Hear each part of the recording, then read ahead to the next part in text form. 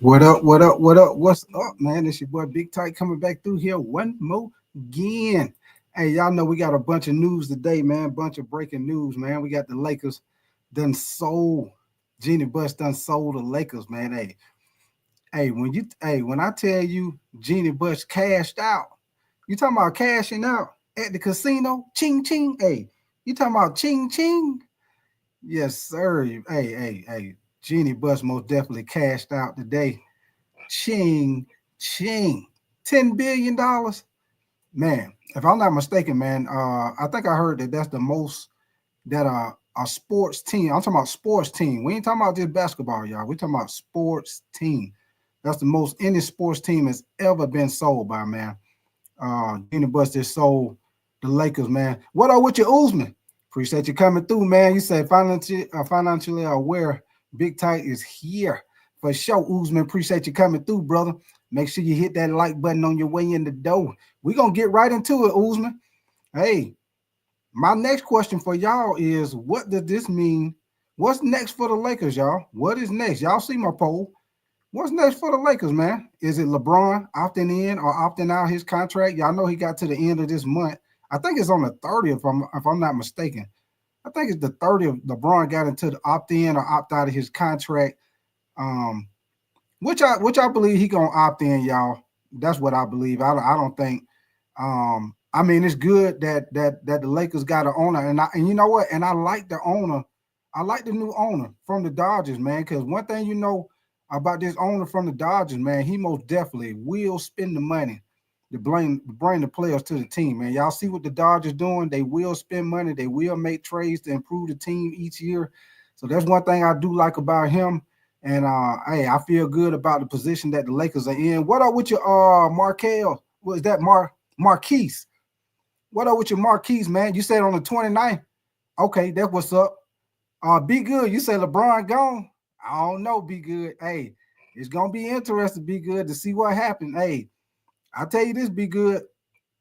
I don't think LeBron gonna leave, be good. I think with the new ownership, I don't think they're gonna trade LeBron and try to start over with Luka. I think they're gonna try to add to the team, be good, and try to make a run with LeBron, man. Because I believe if y'all ask me, man, I think all the Lakers need, man. I think they need to get a significant athletic big. Which if it was me, y'all, I would get old boy from Utah, man. I would get old boy from what's the name, Walker Kessler. I would get the center from Utah. That's who I would go get if I was the Lakers. The dude is one of the top three guys as far as block shots. He's one of the top guys in the league as far as for rebounds. So if I was the Lakers, that's who I'm going to get. I keep Jackson Hayes to come off the bench. I think Jackson Hayes would be a solid big man off the bench. But I'm most definitely going to try to get old boy from Utah, man. Don't you say Uzman? You say this means LeBron might have less pull and influence. You say his son might be better. Hey, Uzman. Hey, I believe that too, Uzman. I believe that too. He might not have as much pull. And you know how sometimes LeBron like to try to bring his homeboy to some of his buddies to the team. So I agree with you. I agree with you on that, Uzman. What up with your purple and gold? You say, what up? You say, what's good, Ty? You say, it's time. You say, there's going to be some furniture moving. I'm happy for this move. Me too, purple and gold. I feel good about the move. I feel good about the move with him, man. I think he most definitely, y'all see what he's doing with the Dodgers. So I ain't got no doubt that he going to make the Lakers. The Lakers been playing good. They made the big move with Luka. But I most definitely feel like he going to put them in the right position to be successful for years to come, man. I like the move, man. I like the move. The dude with the Dodgers, he's straight, man. Y'all see what he's doing with the Dodgers. Jeremy, you say, is this true? I just got home. Yes, Jeremy. Yes, man. Yes, sir. Just sold the team for $10 billion. Matter of fact, y'all give me 1 second. I'm gonna share a quick video with y'all just coming in. We ain't gonna waste no time. We finna get right into it, baby. Right into it. Y'all give me 1 second for anybody that don't know and haven't heard. We finna get right into it, baby. The Lakers, Jeannie Buss has sold the team. But one thing I will tell y'all, Jeannie Buss was able to keep 15% of the team, so she's not completely out of the door. She does still have 15% of the team. So here we go, man. There's more in detail about it. Here we go. The owner for the first time since 1979. ESPN is reporting that the Buss family is selling their stake in the Lakers to Mark Walter for a valuation of approximately $10 billion. Walter is the majority owner of the Dodgers and CEO and chairman of TWG Global. He's been a minority owner of LA since 2021 and also holds a stake in the WNBA's Los Angeles Sparks. Now, Dr. Jerry Buss purchased the team for just $67.5 million back in 1979 and has overseen 11 NBA championships in LA. While the Buss family is selling their majority stake, ESPN is reporting that Jeannie Buss will continue to serve in her role as governor after the sale, looking at the largest franchise sales in North. So y'all heard that. I'm gonna pause it right quick. So y'all heard that Jeannie Buss is still gonna be in her role on the team. She's still gonna have her role on the team, and like I told you, she's still gonna have 15% ownership of the team. So yeah, there it is, man. And like I say, man, the Lakers were sold for the most. That's the most money in sports history, y'all. I mean, sports history. Ain't no other team, NFL, hockey, soccer, nobody has sold for $10 million. I mean, $10 billion, man. As y'all see, the Celtics that just sold for $6.1 billion. The Commanders sold in 2023 for $6.5 billion, and the Broncos sold in 2022 for $4.65 billion. So the Lakers most definitely don't blow them out the water. And once again, like I say, Jeannie Buss most definitely cashed in. Y'all heard him say the father bought the team for what did he say, $67 million, and you cash out with $10 billion. That most definitely is a great cash in, baby. Great cash in. Once again, when I say ching ching, ching ching, ching ching. Here we go, baby. American history. The Celtics, that was $6.1 billion earlier this year. The Lakers topping that list, $10 billion. That is quite the number. We have our Avery Johnson and Bill Ryder joining us now with this breaking news. Bill, walk us through everything that you know. So it's shocking, obviously, but I don't know that it's that surprising. The reality of modern sports and the modern NBA is that mom and pop shops no longer able to function at the level they need to in the NBA or even beyond the NBA.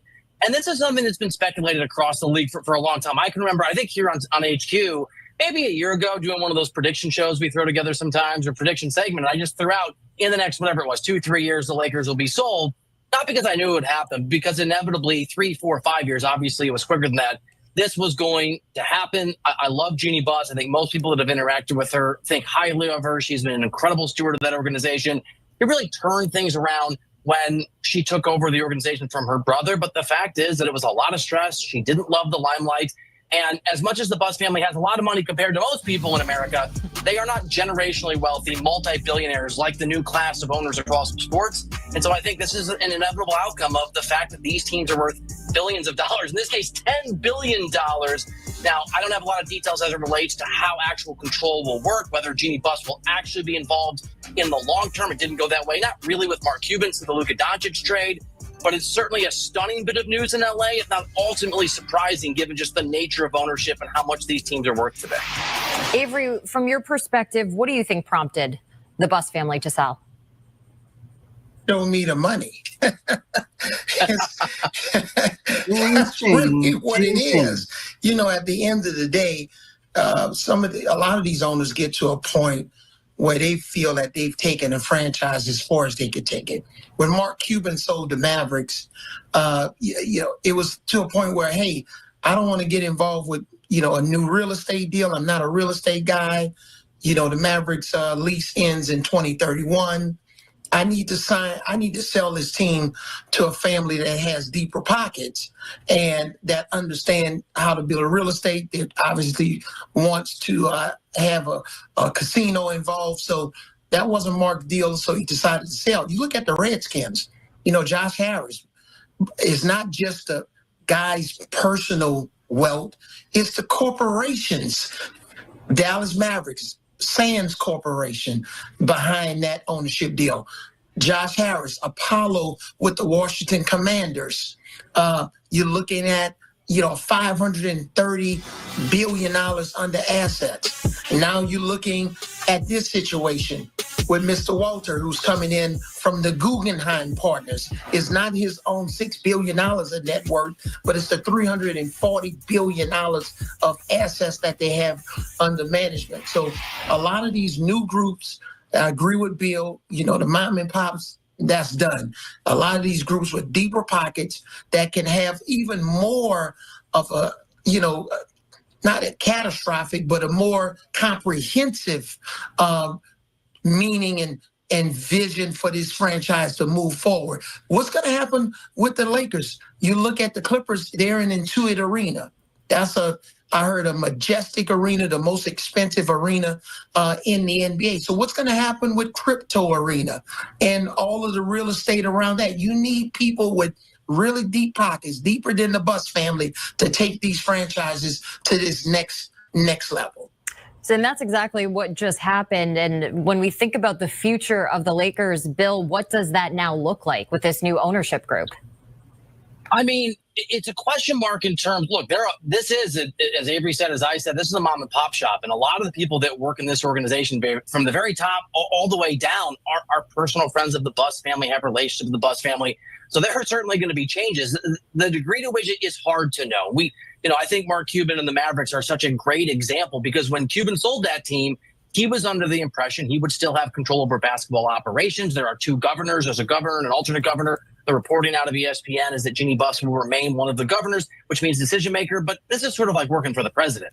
You can be Secretary of State and have a lot of power. You still work at the behest of the president, and you still work in the NBA at the behest of the governor, or of the owner. It's hard to know.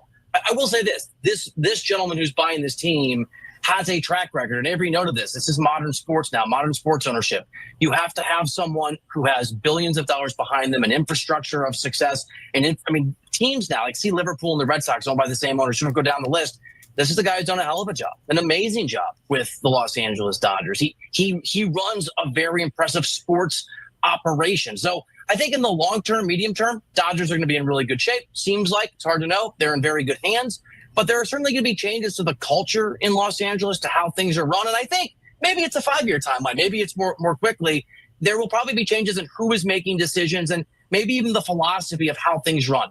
So the bad news, if you work for the Lakers today, whenever you have a new boss, is it's kind of scary. I mean, I was just texting with someone who works for the Lakers. This is a scary big change. If you're a Lakers fan, I think it's good news. As Avery and I said, a sale was always inevitable on a 3 to 5 year timeline. And I think the good news here for Lakers fans is this team has been sold to someone who has a track record of success. It will be well run. It will be well managed, even if it's managed maybe ultimately differently than it has been for decades. We see what this group did with the Dodgers this offseason, just creating such a superstar team, throwing money around that we've never seen before.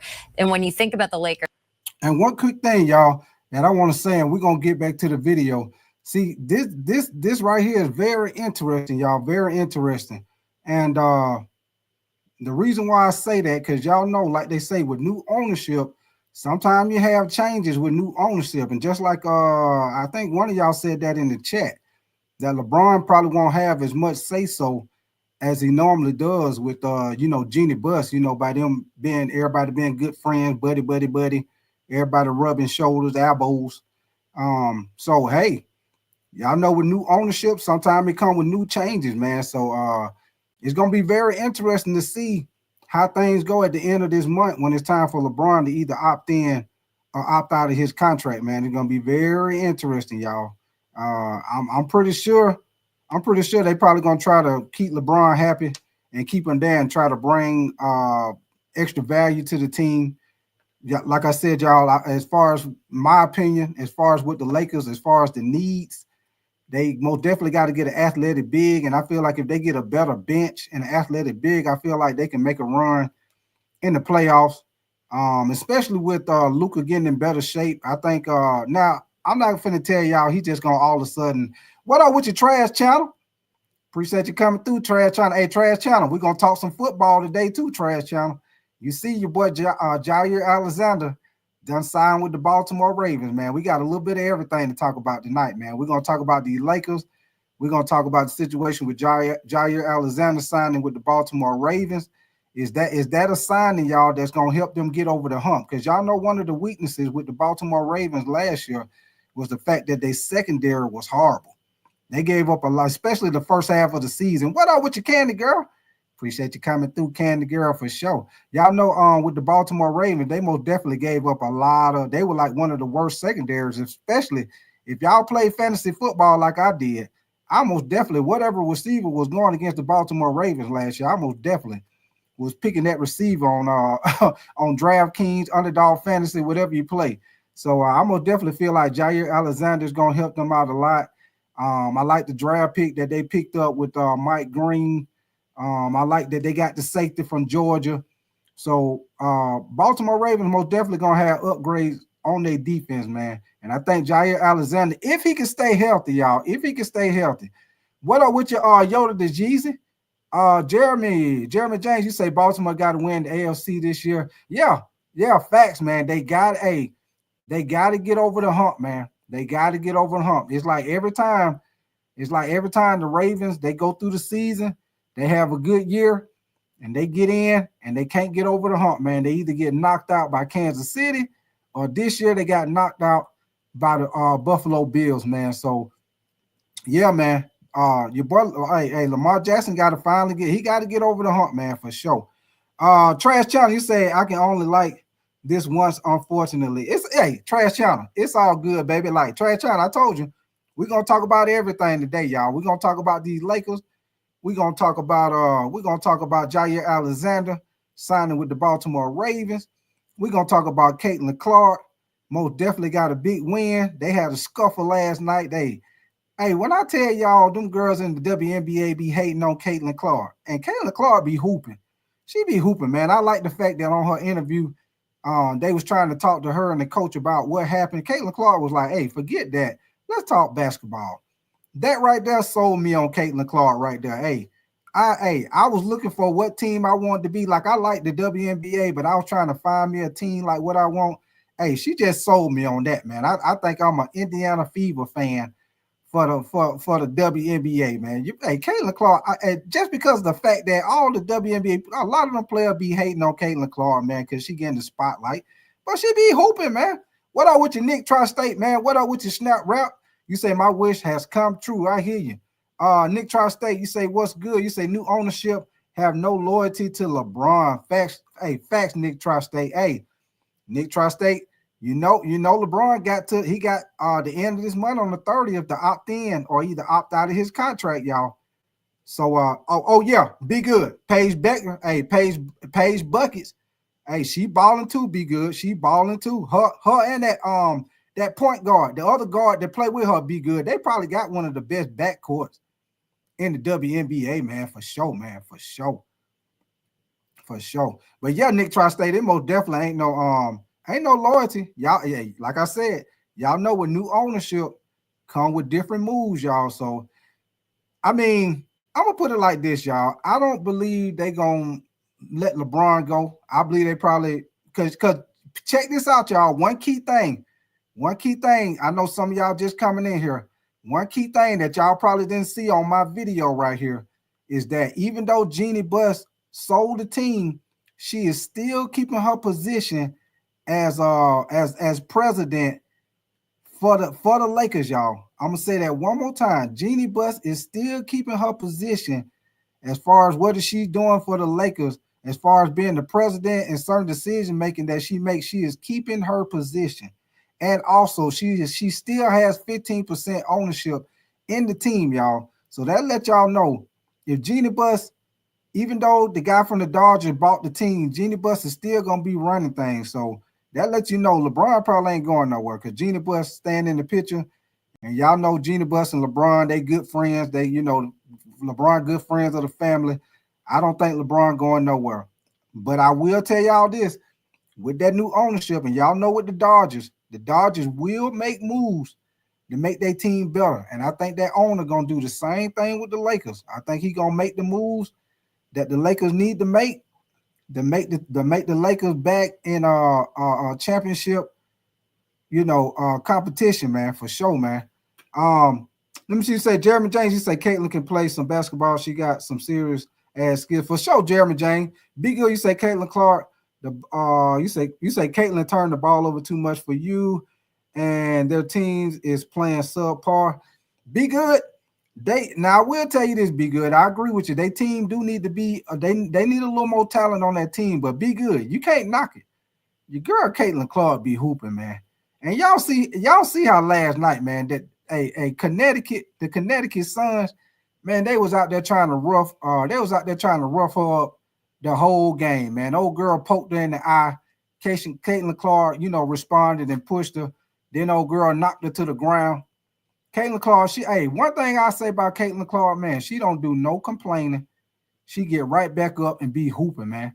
Hey, if they say she like to talk trash, the best thing to do is somebody like to talk trash. You got to shut them up.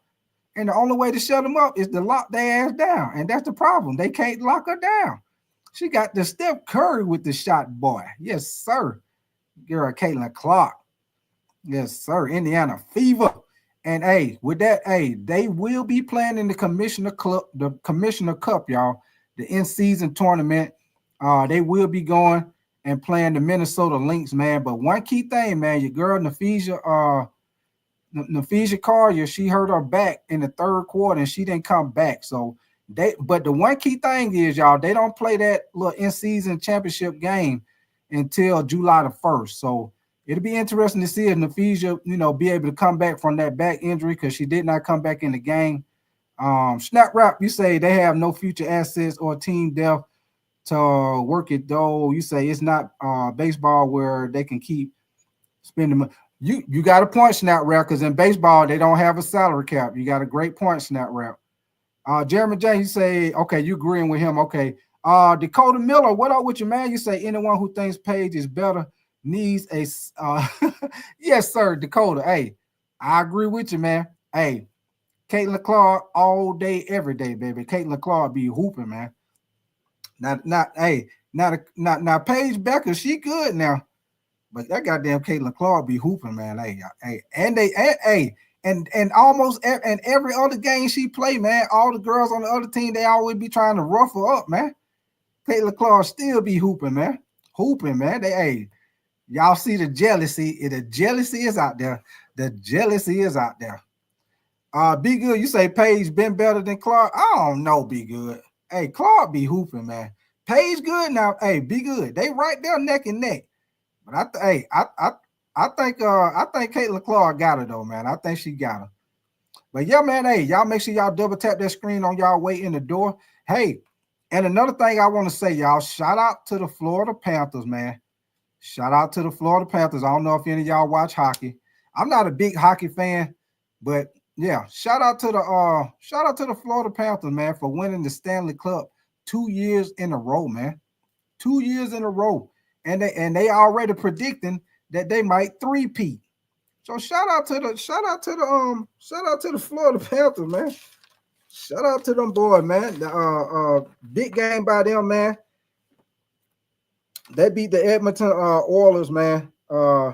Sam Reinhart had 4 goals in the game. Matthew, I think you pronounce his name. Is that Hook?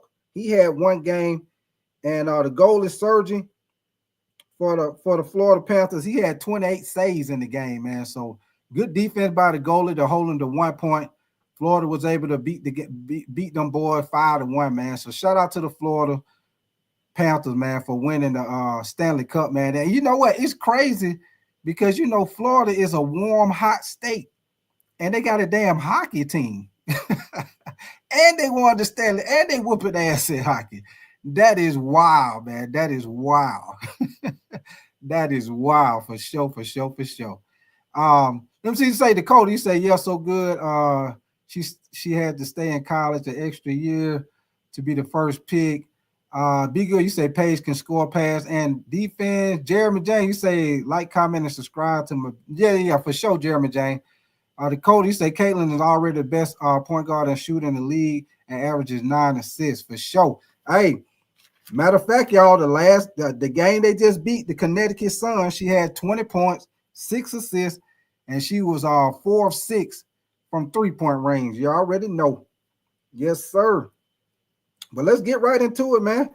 Hold on, let me finish playing my video for y'all, man. I'm gonna definitely appreciate y'all coming through here, kicking it with your boy, man. But we're gonna finish playing this, about the situation with the Lakers. selling the team, man. Which I don't know about y'all, man, but I did not see that coming. I hadn't heard no rumors about Jeannie Buss wanting to sell the team or nothing, man. It just come out the blue. But I like the sale. I think the Lakers, as a Laker fan, I feel good that Mark Walters, I think is in good hands because he do a good job with the Dodgers. And so, hey, but like I say, we'll see if it be any moves in the front office. They just got JJ Redick, so hey, look for JJ Redick to be on his P's and Q's this season with new ownership. But let's get it, man.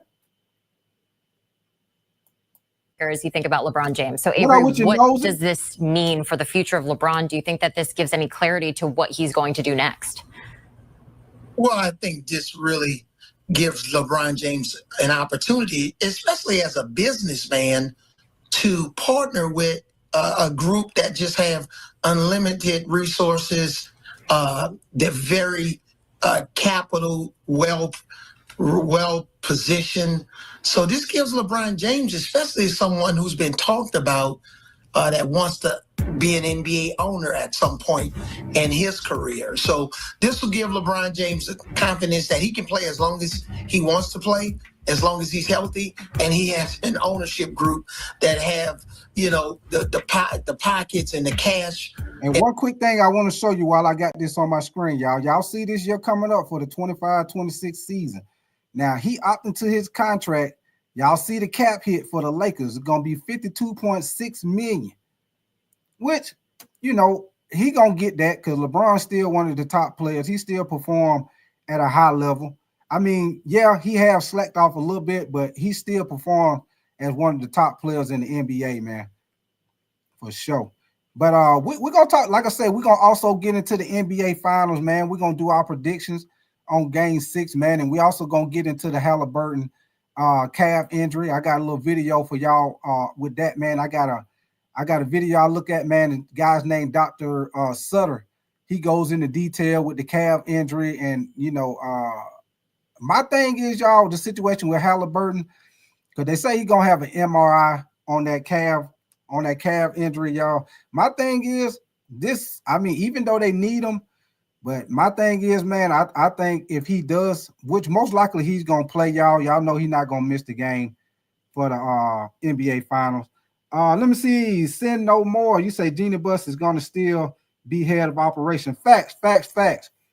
She's still going to have her same position, Sin no more. She's still going to have her same position, and she's still going to have 15% ownership of the team, man. So that's why I say, y'all, I don't think LeBron going nowhere, especially with Jeannie Buss still having the control that she has in the front office. I don't think LeBron going nowhere.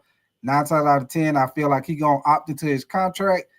And I feel like the Lakers going to make a big move to get that athletic big that they need. And all they need after that is to get a better bench. If they get a better bench and an athletic big, I ain't got no doubt that the Lakers can make a big run in the Western Conference, man, especially with Luka. Y'all see Luka taking it more serious, man. Your boy getting in shape. Luka getting in shape, man. So y'all know the West going to be tough. It's going to be interesting to see where your boy Kevin Durant go. If you ask me, I think Kevin, you know what, y'all, I was thinking, and I'm going to finish playing the video. I was thinking about this Kevin Durant trade too, y'all. I was thinking about this Kevin Durant trade too, who nobody really adding in the picture. Now, I know Kevin Durant say the Heat, the Spurs, and the Rockets who he preferred, which I told y'all on the last show. I told y'all the Spurs and the Rockets, the one who got the picks to make the move. But one team that nobody really talking about is OKC. Let me say that one more time, y'all. The one team that ain't nobody really talking about is OKC. And the reason why I say that, if I'm not mistaken, y'all, I think OKC got like 12 picks in the next 3 years.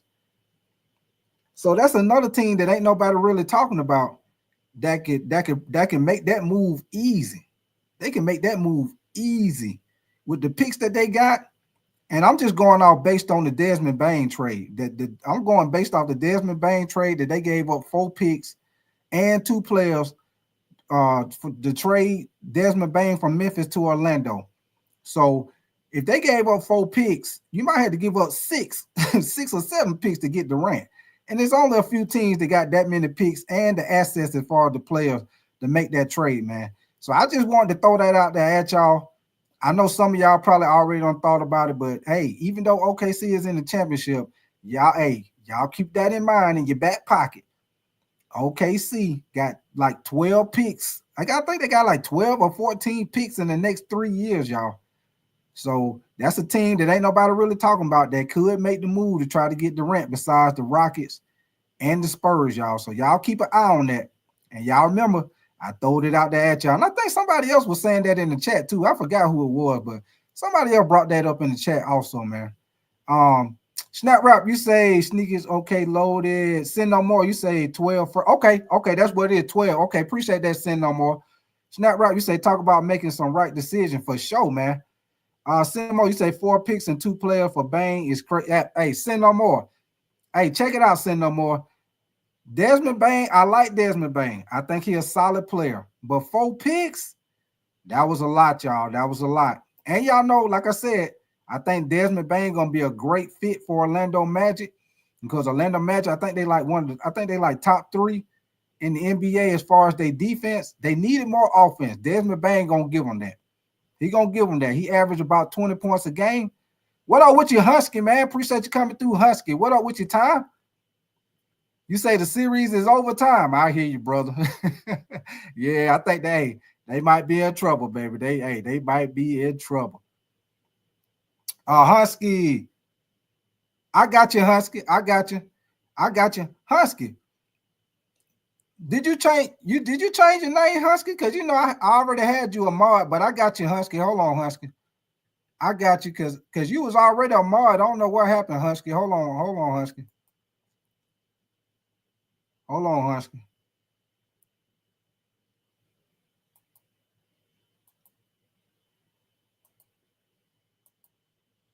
Okay, I got you, Husky. Because you was already in the house. Oh, okay, Husky. Husky, you better tighten up. What is you doing, Husky, where you be getting banned? You better tighten up, Husky. You better tighten up, Husky. You better slow it down, baby. Slow it down. Slow it down. Whatever you're doing, Husky, slow it down, brother. Slow it down. For sure, man. Send no more. You say Bane. You say Bane and Ventura is gonna be much. Yeah. Hey, send no more. Think about it, and we're gonna get back on topic, y'all. Think about it. With the Orlando Magic, you got Desmond Bane, you got Jalen Suggs, you got Franz Wagner, you got Pablo Ventura, and you got Wendell Carter Jr. Squad. And the Boston Celtics gonna be down this year because Tatum ain't coming back. He's gonna be out for the whole season because he hurt his Achilles at the end of the year. I mean, in the playoffs. What up with you, Stiff Richard, man? Appreciate you coming through, brother. So, hey, Orlando Magic most definitely gonna have a good shot, y'all. Very good shot with that defense and them adding on Desmond Bane with the offense. They gonna have a great chance to make some noise in the Eastern Conference, y'all, for sure. For sure. But here we go, man. We're gonna get back to it, man. I'm finished playing this video. Hold on, because like I say, hey, we got a couple of things we're gonna talk about tonight, man. We're gonna talk about this. We're gonna get into the Tyrese Haliburton injury. We're gonna talk more. We're gonna talk more about Jaire Alexander. What y'all think about that move, man? And we also gonna talk about some of these NFL minicamp no-shows, y'all. We got some guys that didn't show up, no shows for NFL minicamp, man, and it's because they want the new contract, man. TJ Watt in the last year, his contract, he want a new contract. You got Micah Parsons, he want a new contract. And if y'all look at it, hold on, because we're gonna get back on topic. But like I say, what up with you, Jocelyn? But like I say, we talk about a little bit of everything tonight, y'all. So I might be jumping around. But we're gonna get back to it. We might be jumping around a little bit, but we're gonna get back to it for sure. But this is what I want to tell y'all right quick while I was on the topic of the NFL. Now, this is what I wanted to show y'all. And y'all know Trey Henderson also waiting on a contract with the Cincinnati Bengals. Now, he led the league in NFL. He led the league in sacks with 17.5 sacks. Now, TJ Watt had 11.5. and he played 17 games. Micah Parsons had 12 sacks, and he only played 13 games. And you also got scary Terry McLaurin for the Commanders. He also looking for a contract, y'all. Now, it's going to be real tricky with Terry McLaurin because Terry McLaurin, he put up the stats. But I feel like Terry McLaurin will probably get maybe some around. He might get some around with like what T. Higgins got. Because T. Higgins, you know, Jamar Chase, he the highest paid receiver in the NFL. He got $161 million. But T. Higgins got a 4-year, $115 million. So I look for your boy Scary Terry probably get somewhere around what probably what about T. Higgins got, man. That's what I'm thinking. Somewhere around in there for sure. But yeah, man. So let's get back into it. Matter of fact, hold on. After this, y'all, I'm gonna show. Matter of fact, hold on 1 second. I got a video I want to show to y'all. Trash Channel, you say who win the Super Bowl? Kansas City. Trash Channel, I'm gonna say Kansas City, man. I think Kansas City gonna be right back in the Trash Channel with that defense that they got. They done fixed the offensive line. Rasheed, what's his name? Rasheed Rice, the wide receiver, coming back. You see Travis Kelce done slim down. Hey, send no more. It could be a situation where it be a repeat. It might be a situation where it be a repeat with the Eagles playing against Kansas City. And send no more. I'm gonna tell you this right now. If you're an Eagles fan, I said this during the season. What up with your Raider? What's your name? Raider Lobo 78, man. What up with you, brother? I'm gonna tell y'all this right now. Send no more. If you're an Eagles fan, I'm gonna tell you this right now. If Lamar Jackson don't get hurt, y'all, I'm gonna tell y'all this one time. If Lamar Jackson don't get hurt, he will, and I mean he will rush for 2,000 yards again. Let me say that one more time. If he don't get hurt, if Saquon Barkley don't get hurt, he will rush for 2,000 yards again. And if y'all go back and look at some of my videos when I did during the NFL season, the reason why I say that is because of their offensive line, y'all. If y'all go back and look at it, Saquon Barkley gets through the line of scrimmage and gets down the field 15, 20 yards before he even get touched. He get through the line of scrimmage too easy and don't even get touched. The man in the secondary before he get tackled. And that's in the majority of games. That's why y'all see him be breaking for long runs in multiple games. Because that fucking offensive line be blocking like hell, man. Blocking like hell. And if he don't get hurt, he gonna do it again. Believe that, because that offense, the only person they lost on the offensive line was Mekhi Becton. He the only person they lost. They gonna do it again. Believe that. But y'all give me 1 second, man. I want to show y'all this quick little video back on your boy Haliburton, man. Give me 1 second. Give me 1 second. Now, this is a little video I want to show y'all right here, man. And shout out to this guy, Brian. I like this guy right here because he always breaks it down into detail with the injuries, with different sports injuries, man. Guy named Brian Sutter. He always break it down pretty clear, man. So I like to play these little videos by him. And he going to break down this calf injury and, you know, what could possibly happen with him trying to play on it tomorrow night. He could possibly make it worse like Kevin Durant did. But here we go, man. About a calf strain, there's really 3 different muscles that we're going to be concerned with. The main ones are going to be the gastrocnemius. There's a lateral outer head of the gastrocnemius and a medial inner head of the gastrocnemius. And that makes up the bulk of what you see on the backside of somebody's leg as their calf muscle. The Achilles tendon is then going to come down off of that gastrocnemius and be joined on the deep side by a muscle called the soleus. A soleus strain is also considered a calf strain, but a different muscle. It's going to be deeper to the gastrocnemius, also going to feed into the underside of the Achilles tendon. And then you're also going to have a muscle called the plantaris. Doesn't look like I have it shown on here. There we go. It's actually hiding up deep. Very long, skinny, thin tendon. Technically, that could also be the calf strain, but not anything that we would necessarily worry about right now. Now, if we think about like how this could have happened, if we go back to the play where we saw Haliburton have to leave and go back to the locker room, we can understand a little bit more of the mechanism. So looking at this, pay attention to how Haliburton is pushing off with this right side.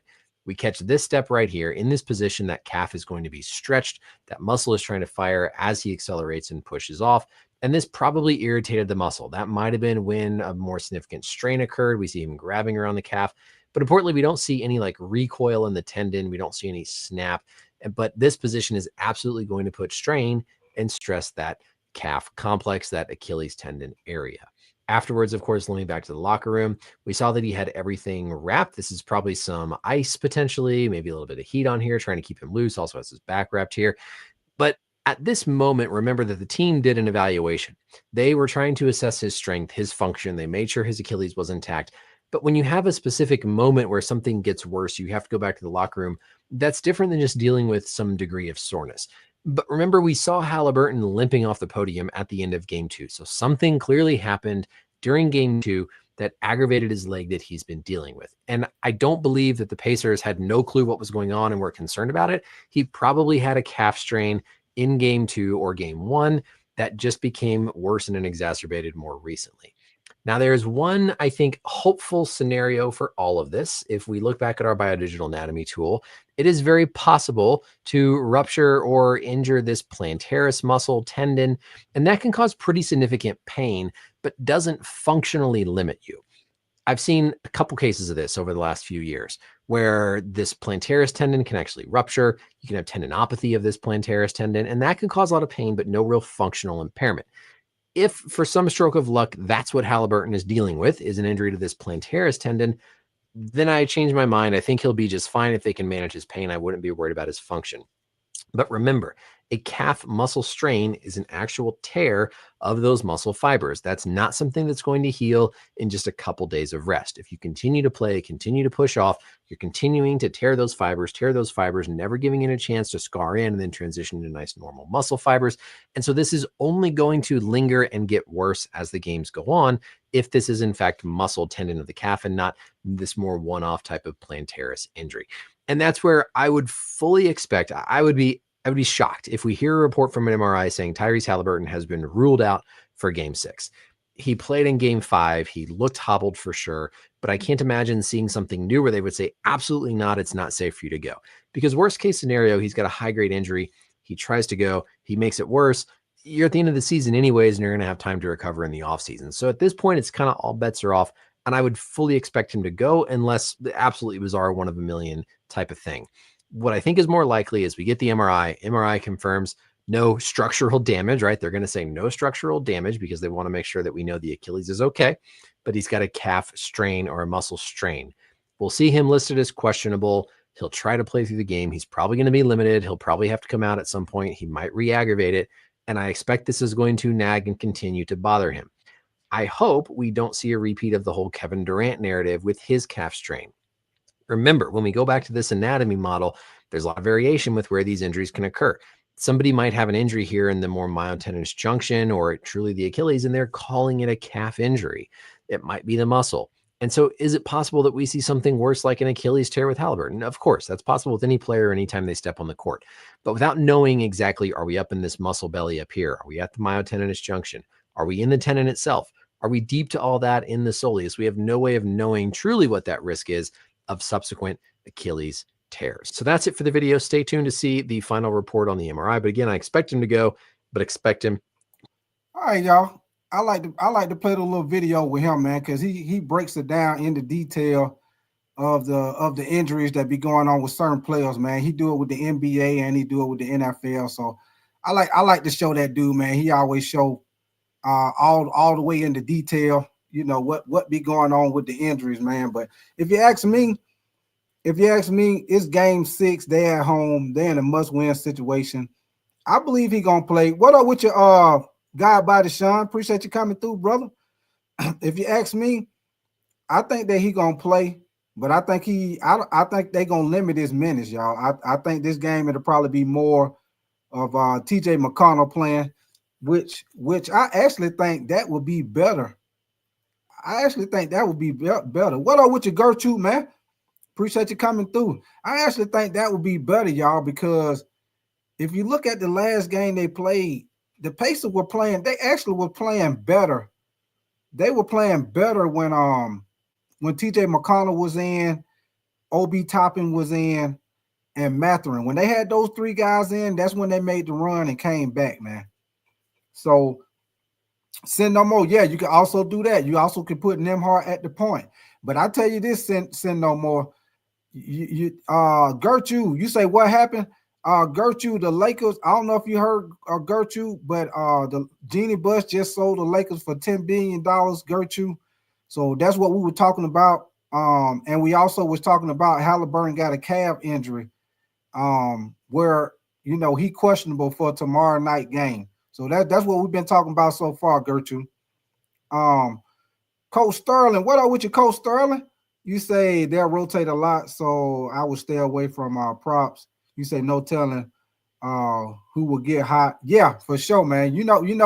Role players tend to play better at home, y'all. So it'll be interesting to see who end up playing big for them.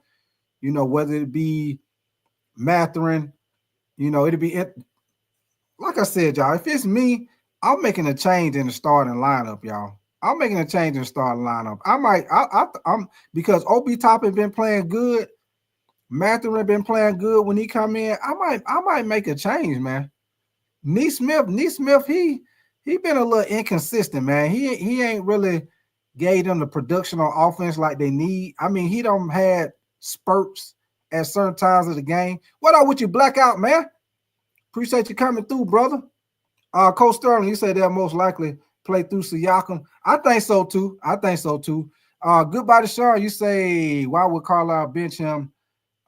He brought them back. Stupid. Yeah, for sure. Hey, goodbye to Sean. He should have kept him in the game. I don't know why he took him out. As soon as they took T.J. McConnell out, y'all, that's when OKC made the run. And y'all seen how Nembhard and Haliburton started turning the ball over. When they started turning the ball over, they had probably about 5-6 turnovers, like back to back. Coach Sterling, you say Neesmith is a two-way player. Can't see him. Don't, you know what? The only reason why I say that, Coach Sterling, is because of the fact that the reason why I say that is because a lot of time, Coach Sterling, paying attention to the series, Neesmith been shooting a lot of 3-pointers, and he been inconsistent with them 3-pointer too, Coach Sterling. And you see when he had the big when he had the big dunk in last game, your boy is very athletic, Coach Sterling. I don't know why he don't use that athletic ability and attack the basket more, man. Because the way that OKC been playing defense, y'all, they've been pushing the Pacers offense like further up court. Like they got them doing all their offense up above the damn 3-point line, man.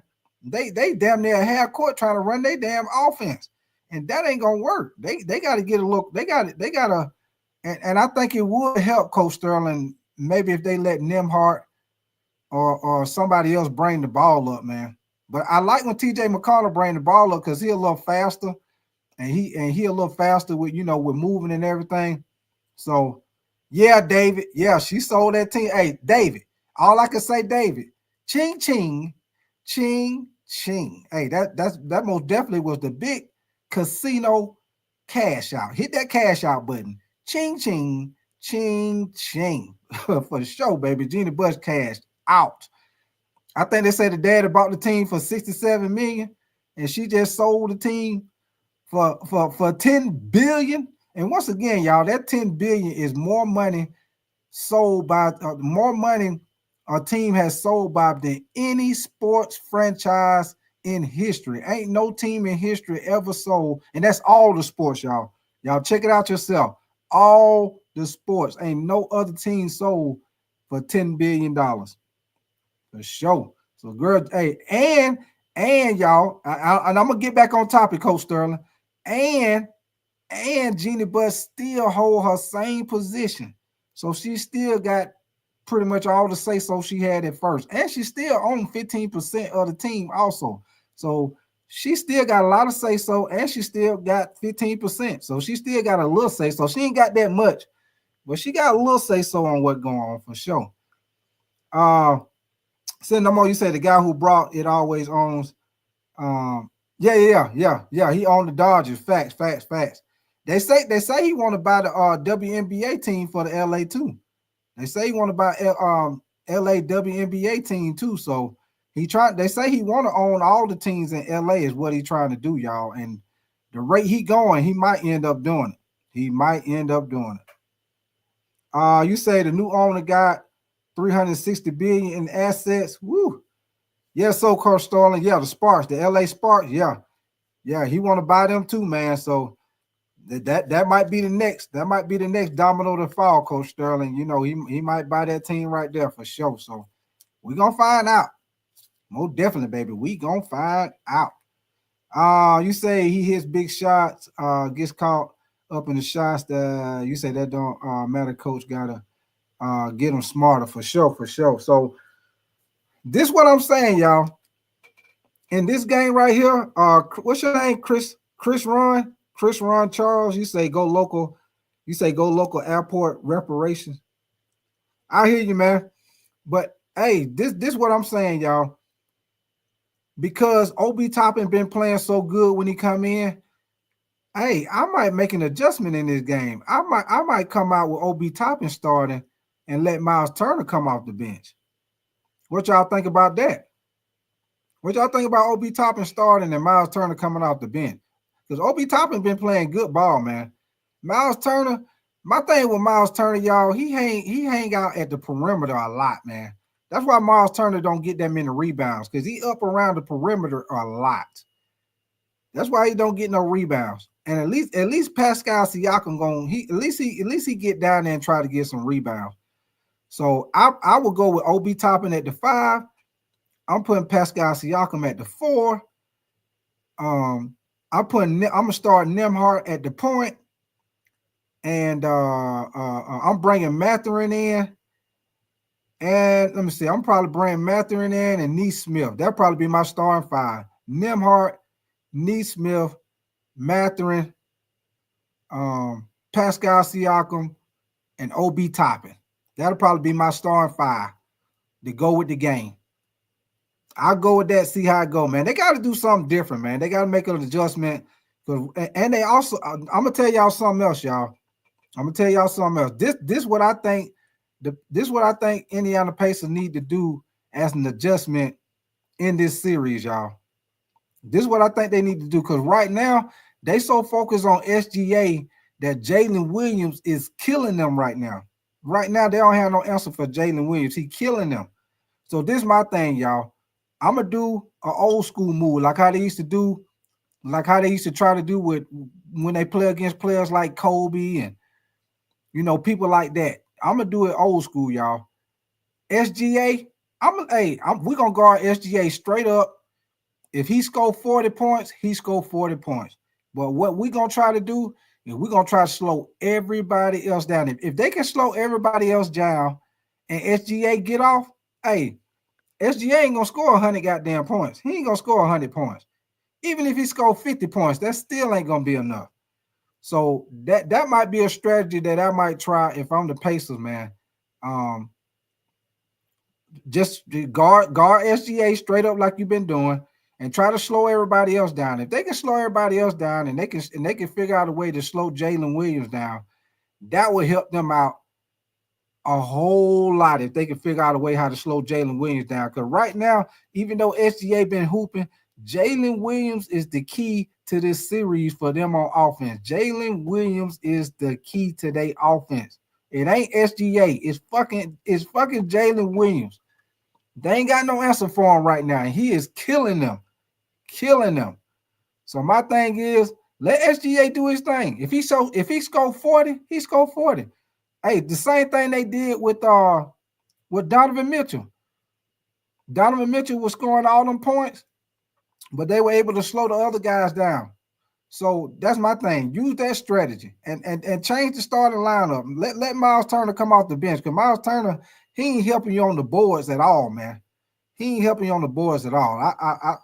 I feel like Miles Turner play on the perimeter too much for me, man. That's just my opinion. Y'all might agree, y'all might disagree, but he most definitely be out on that perimeter too much.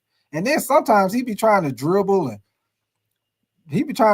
like he a damn shooting guard or small forward, trying to dribble like he driving and stepping back. We need you to do it now. I ain't saying he got to get in the paint and post up the whole game. But sometimes take advantage of your size and your foot speed and you know what I'm saying, if Check on you, get his ass down there in the paint sometime. Cause Check ain't got he got the height and the length, but he don't got the weight to fuck with Miles Turner. And Miles Turner would just get down there and take advantage of his ass and get him in foul trouble.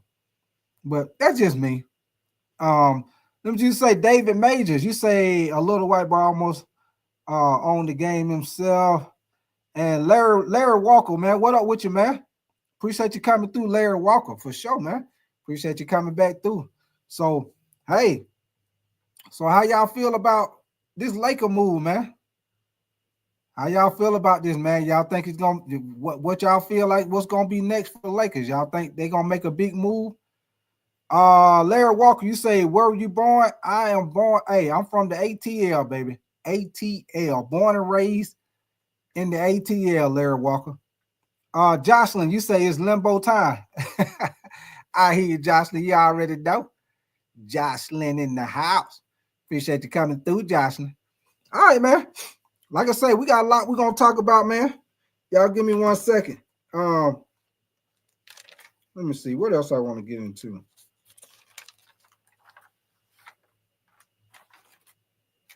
Oh, yeah. Back on the situation with Caitlin Clark and the Indiana Fever, y'all. David Mays, you say they need a center. They do. Because Miles Turner, he's suspect to me, man. Now that I'm saying Miles Turner played more in these playoffs, he's a little suspect to me, man. I think he play around the perimeter too much.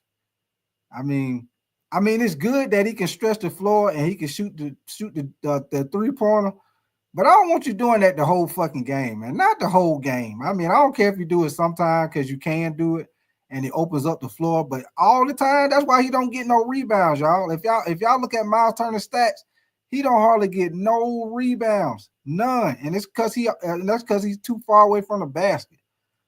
Larry Walker, you say boo like LeBron and the goal halftime because he got a OE40. David Major, you say that, okay, I got you. And you say LeBron Sr. and can go now. You say LeBron can get up out of here. Hey, LeBron, I don't think he's going nowhere. He ain't going nowhere. But y'all give me 1 second, man. Y'all make sure y'all double tap that screen and get them likes up for your boy, man. And if y'all enjoy the content, y'all more definitely make sure y'all subscribe to the channel. And if y'all new in here, man, David Majors, anybody, Larry Walker, I know some of y'all coming back, man. But anybody that's new in here, if you're listening, we do the NBA, we do the NFL, college football, and college basketball, man. Y'all see we big Lakers fan, but I do a little bit of all sports, man. If y'all do boxing, I will be doing the Shakur Stevenson fight. I think it's July the 12th. I'll be doing that fight, and I will be doing the Pacquiao fight right after. I think it's the next weekend after that. So if y'all boxing fans, I will be doing both of those fights for sure, man. And y'all already know it's gonna be on and popping for football season for sure. It's gonna be on and popping for football season. But y'all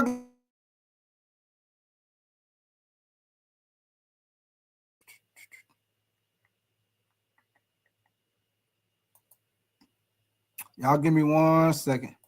I want to play this video right here with y'all right quick. Now, y'all remember LeBron got a little podcast with him.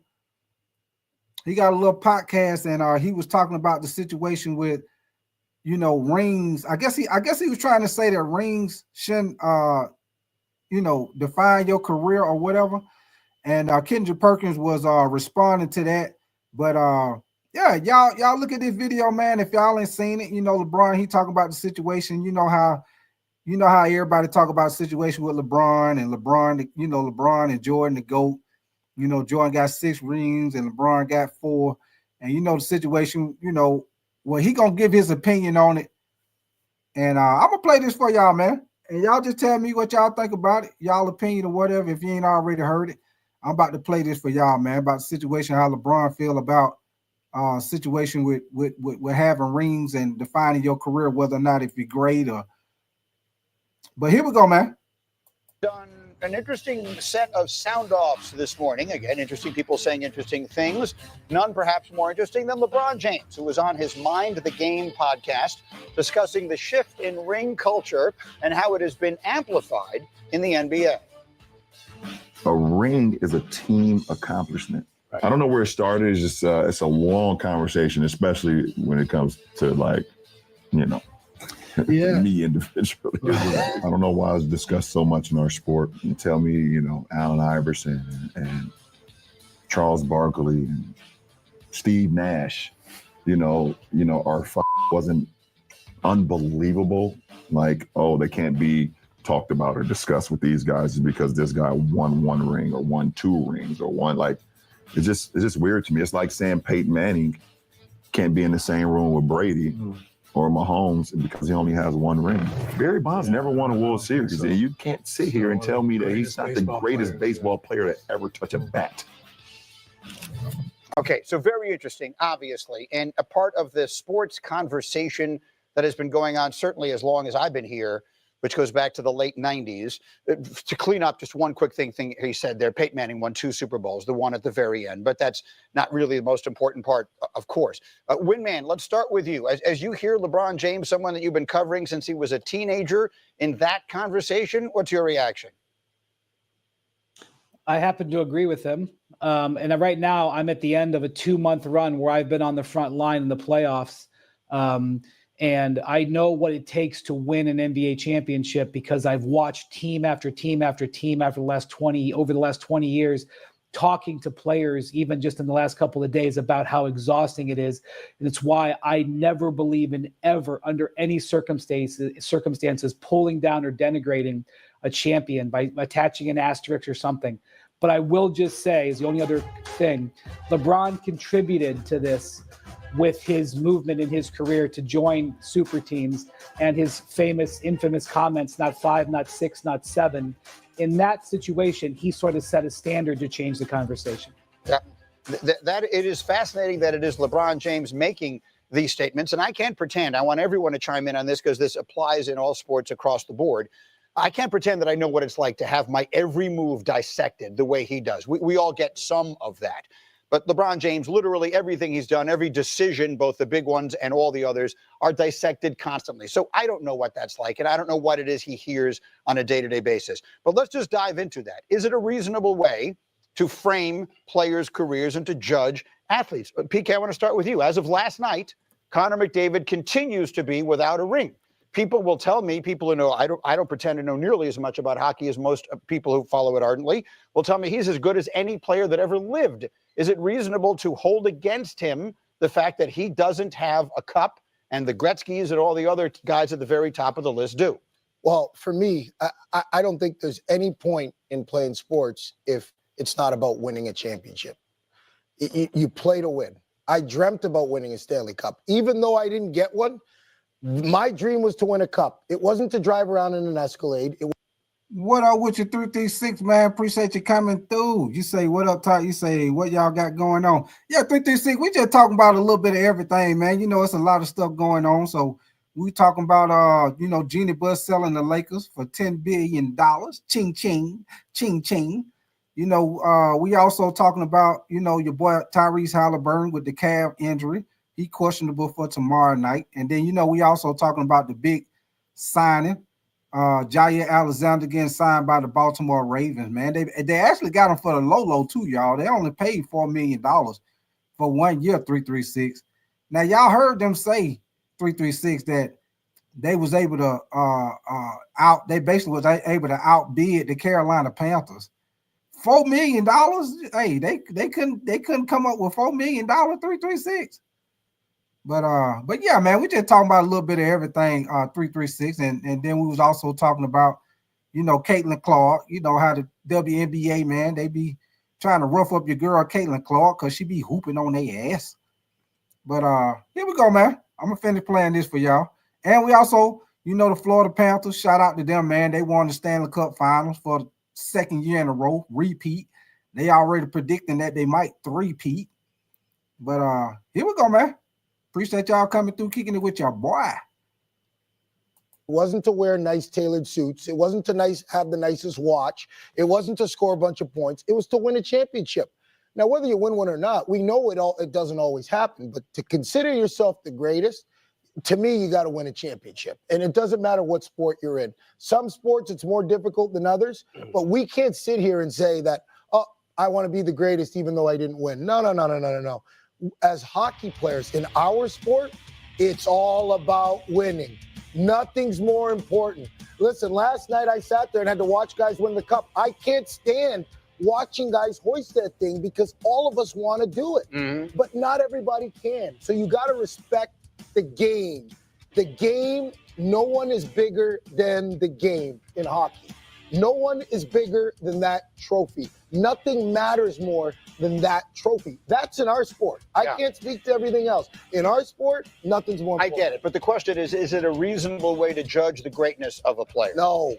Because there's a difference between saying that the most important thing and the championship is the only thing that matters. So I want to ask y'all this quick question while we talking about this subject, like what LeBron said. Do y'all feel like rings should define your career? Because you heard what LeBron said. He said he feel like that championships shouldn't define your career. But y'all know how it go, man. When it come down to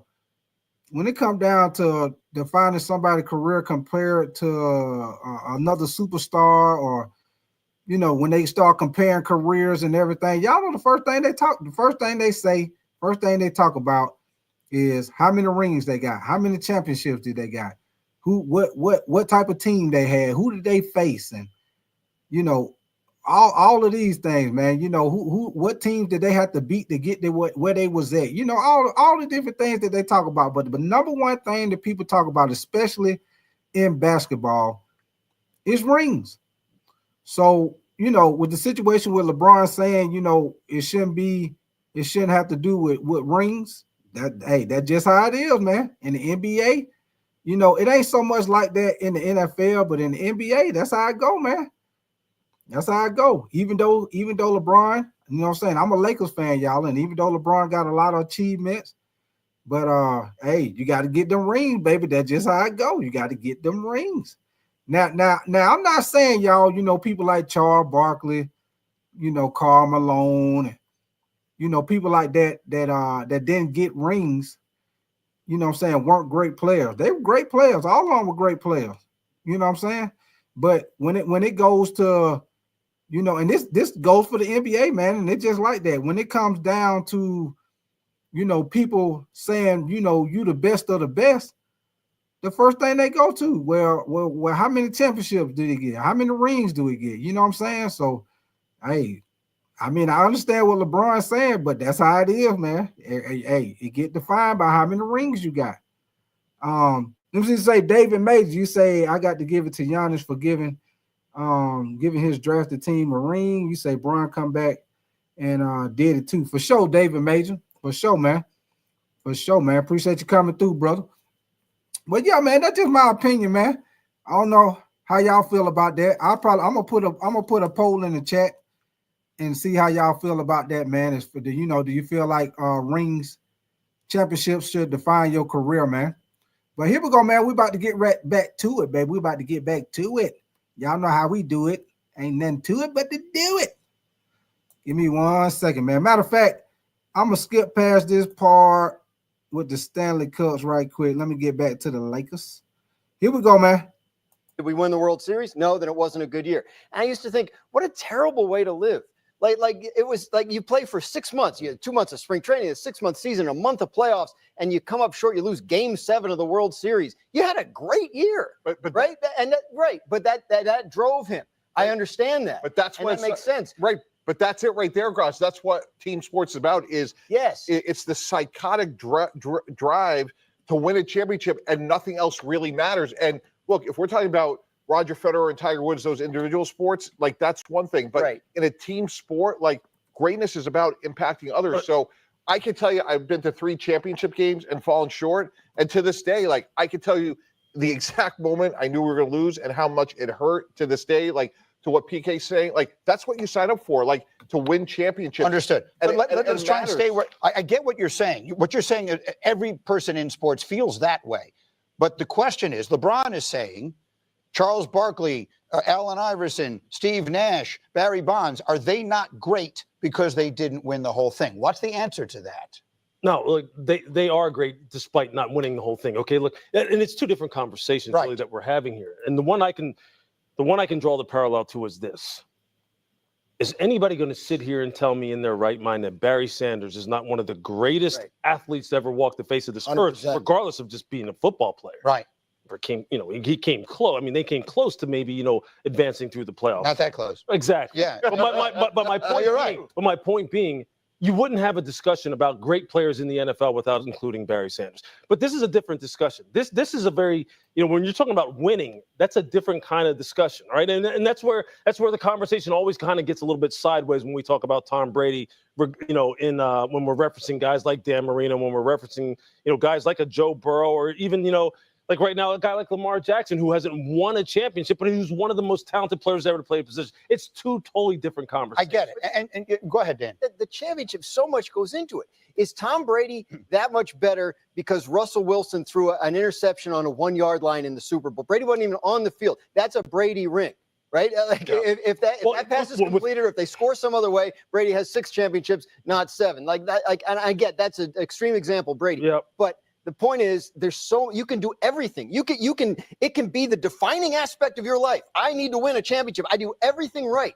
And then the ball or the puck bounces the wrong way, and all of a sudden you don't. And that doesn't make you any less of a player. You just it doesn't. You just gave the description of why it's so precious when you do win it. Yes. Like what Wendy said, like Wendy's seeing these guys. Special. Right. And it's really hard to achieve. But let's just to put it back into what LeBron said. He almost framed it himself. Was Charles Barkley an all-time great player? Yeah. Was Karl Malone an all-time great player? Yes. Was Patrick Ewing great? Yes. Was Michael Jordan better? Why? Well, because he beat them every damn year. That's why. Because he won the championships and they didn't. It takes the conversation to a whole new level. Yes. When you win, which is really the whole purpose, as PK is saying, of playing sports. That's why they have scoreboards. That's why they count. But it's also what up with your Snow Easy, man? Appreciate you coming through, brother. What up with your what up with your meta? Appreciate you coming through. Be good. You say championships are the ultimate goal. All right, man. Here we go, man. Hey, if y'all just coming in here, we talking about the situation what LeBron talked about on his show, on his podcast that he got. The fact that should rings or championships define your career. And like I was just saying, man, it's just the way it is right now, y'all. The way it shouldn't define your career, because like they say, people like Charles Barkley who didn't win a ring, Karl Malone, people like that, it doesn't define their career because they still was elite. They still was top at what they did. They were the best at what they did.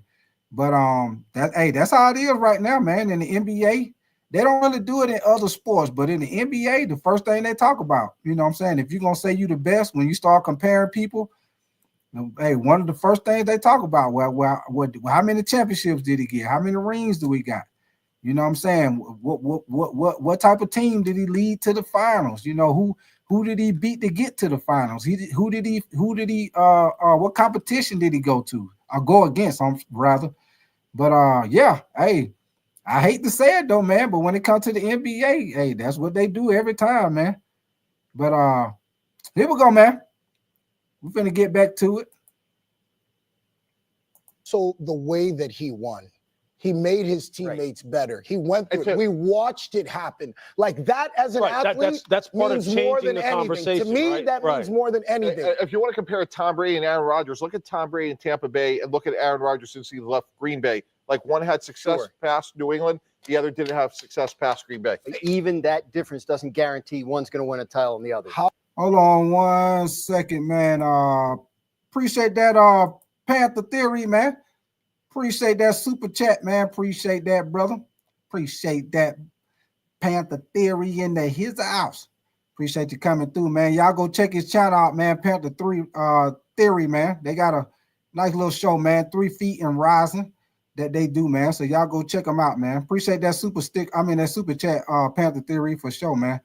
We about to get back to it, man. Snow Easy, you say if LeBron got help in his early days, he would have had 9 rings. I agree with you, Snow Easy, because a lot of those teams, LeBron didn't really have no help, man, when he was down with Boobie Gibson and all those guys. You know how it goes, Snow Easy. Snap Rap, you say the Warriors team was almost illegal for sure. They most definitely were cheating on that, Snap Rap. They most definitely was cheating on that. And that's why I say, y'all know we was having the discussion the other night. For sure, Panther Theory, you already know, man. But you know, we had the discussion a couple of nights ago, man, when my boy Rashad was up here, man. The situation with KD, man. That's how you know KD, even though a lot of people knock KD, even though not a lot of people knock him, man, because he went to go join Golden State, and that was the team that he beat him. I mean, yeah, but if you look at him as a player, if you just go by him being a player, man, a lot of the situation that he was in, KD did what he was supposed to do. He balled out. It was when he went to the team, the people around him didn't perform, or with Golden State, he got hurt. But when he was with Brooklyn, everybody got hurt, and like you say, he was a foot on the line away from beating Milwaukee that year. He was a foot on the line away from beating them damn near by himself because everybody got hurt. So, I know a lot of people knock KD for, going to join Golden State, which, me, I didn't agree with it neither. But if you just go off, not the decision that he made to go join them, but if you just look at the man, him as a player, your boy be hooping, man. He an elite. He got to be like one of the top scorers in NBA history, man. Your boy is buckets all day long, and he's still getting buckets. I think he's still He's still averaging about 27 points right now. So, hey, that's just my opinion. Some of y'all might agree, some of y'all might disagree. Y'all know how it go. Be good. You say LeBron will go down as a top 5.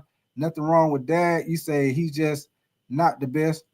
Yeah, that's why I say when it comes to it, man. Hey, you got to get them rings. That's how I go in the NBA. And hey, be good. He got to at least. If he wanna surpass Jordan, and that go for anybody now, in the future, 40, 50 years from now, the only way anybody gonna top Michael Jordan, they gonna have to at least get the same amount of rings or more. They got to be, you know what I'm saying? I ain't talking about nobody that was a role player, because you got some guys that got, multiple rings and they won the star. But if you the star of your team, you the leader of that team, if you get at least 6 rings or better, then that's when they'll probably put you over Michael Jordan. But until then, hey, it's just like that with the NBA, y'all. Michael Jordan king right now.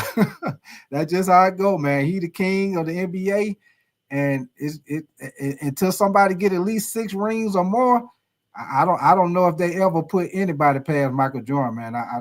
That's just how it is right now, man. Everything based off championship, and I understand what LeBron's saying. I understand exactly what he's saying, man. It shouldn't go by how many championships you have to define if you're a great player. Because if you're one of the top players at your position in the NBA, man, if you're a great player, you're a great player. You're a great player. You got great, you the top of that position. You got multiple NBA All-Stars, Defensive Player of the Year, MVPs, stuff like that, but you don't have no championships. Hey, that still don't mean you won one of the best players at your position at that time period that you were playing. So, but like I say, once again, hey, it is what it is, man. That's just how it is with the NBA, man. Hey, you gotta love it, baby. You gotta love it. But here we go, man. We're gonna get back to it. Give me 1 second. How you win matters. How you win one matters to me. And we tend to only hold certain people to this standard because they have to be the greatest of the great. And to your point, it doesn't apply to running backs. Right. It applies to quarterbacks. Right. It applies to NBA stars, and I think it applies to the greatest of the all-time. And that's exactly players. Why it's never going to be an apples-to-apples comparison. Right. It never will. Correct. All right, we'll leave it here. It's such an interesting discussion. Ngày hôm nay mình sẽ hướng dẫn các bạn bad, y'all. cách làm một chiếc túi thổ cầm giống như thế. My bad. Hold on, let me get that off. Give me 1 second. Give me 1 second. But yeah, man. I just wanted to share that with y'all right quick, man, with the situation with how LeBron felt, with him talking about that, on his podcast that he got with Steve Nash, with him talking about, rings shouldn't have. And y'all know, I think it got a lot to do with, and I think somebody just said that. I don't know who just said that, but so I think I seen somebody say that in the chat that it just got a lot to do with the fact that, that's who they compare LeBron to, you know what I'm saying?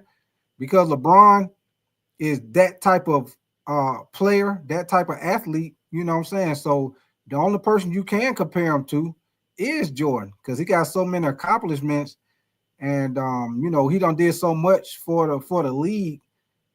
That's the only person you can compare him to. So hey, like I said, it is what it is, baby. It is what it is. Snap Rap, you say he most definitely hooping. You say he was dropping daggers on LeBron during the finals. Who you talking about, Snap Rap? Oh, you talking about Durant. You talking about Durant, Snap Rap? You talking about Durant. Be good. You say the only one you can argue about being the best, Barry Bonds, but he was a god on that field. Snap Rap, you say Jordan and LeBron is two different eras. I agree with you. Snow Easy. I agree with you on that. Snap Rap. Okay, I figured you were talking about KD. I got you. I figured that who you were talking about. Brian Floyd, what up with your brother? You say if the rings don't count, you say if the rings didn't count, then you say then why he went to Miami. He said not for one. Oh, good point. Good point, Brian. Good point. Good point. Enzo, what up with you, man? You said I thought you were Tyler. Enzo, let me tell you a story about that, Enzo. I'm gonna tell you a story about that, Enzo, because I think you like the third person that told me that, Enzo. The first time I heard that, Enzo, I was in a sports bar. I was at Hooters. I'm a big Georgia Bulldog fan, Enzo. I was at Hooters watching the Georgia Bulldogs play, Enzo.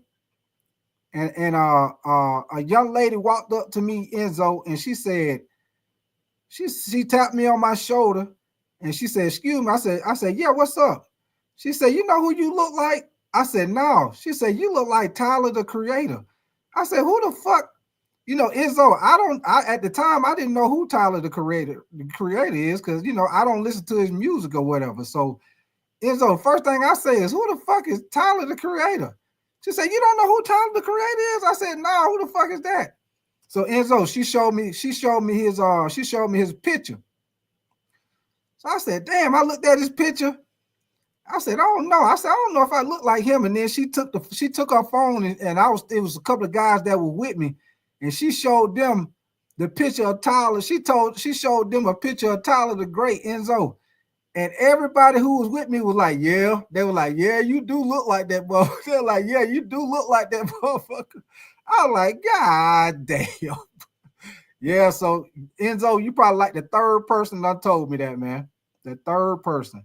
Let me see. Mike Scotty, boy, what up with you, man? You say, what's the topic of discussion? Just got here. You say, I'm ready to voice my opinion. For sure, Mike Scotty. Hey, you free to voice your opinion over here. Hey, Mike Scotty. Over here, man, we talk about all sports, man. So we talk about a little bit of everything. As you see, we talking about the Lakers. Jeannie Buss sold them for $10 billion. We also talking about the NBA Finals, Mike Scott. The fact that the Pacers in the must-win game 6. Haliburton got the calf injury. I also talked about, I feel like the Pacers should start your boy Obi Toppin, make a change in the lineup. I also said I feel like they should let SGA. I think they should not focus on SGA so much and slow the other guys down.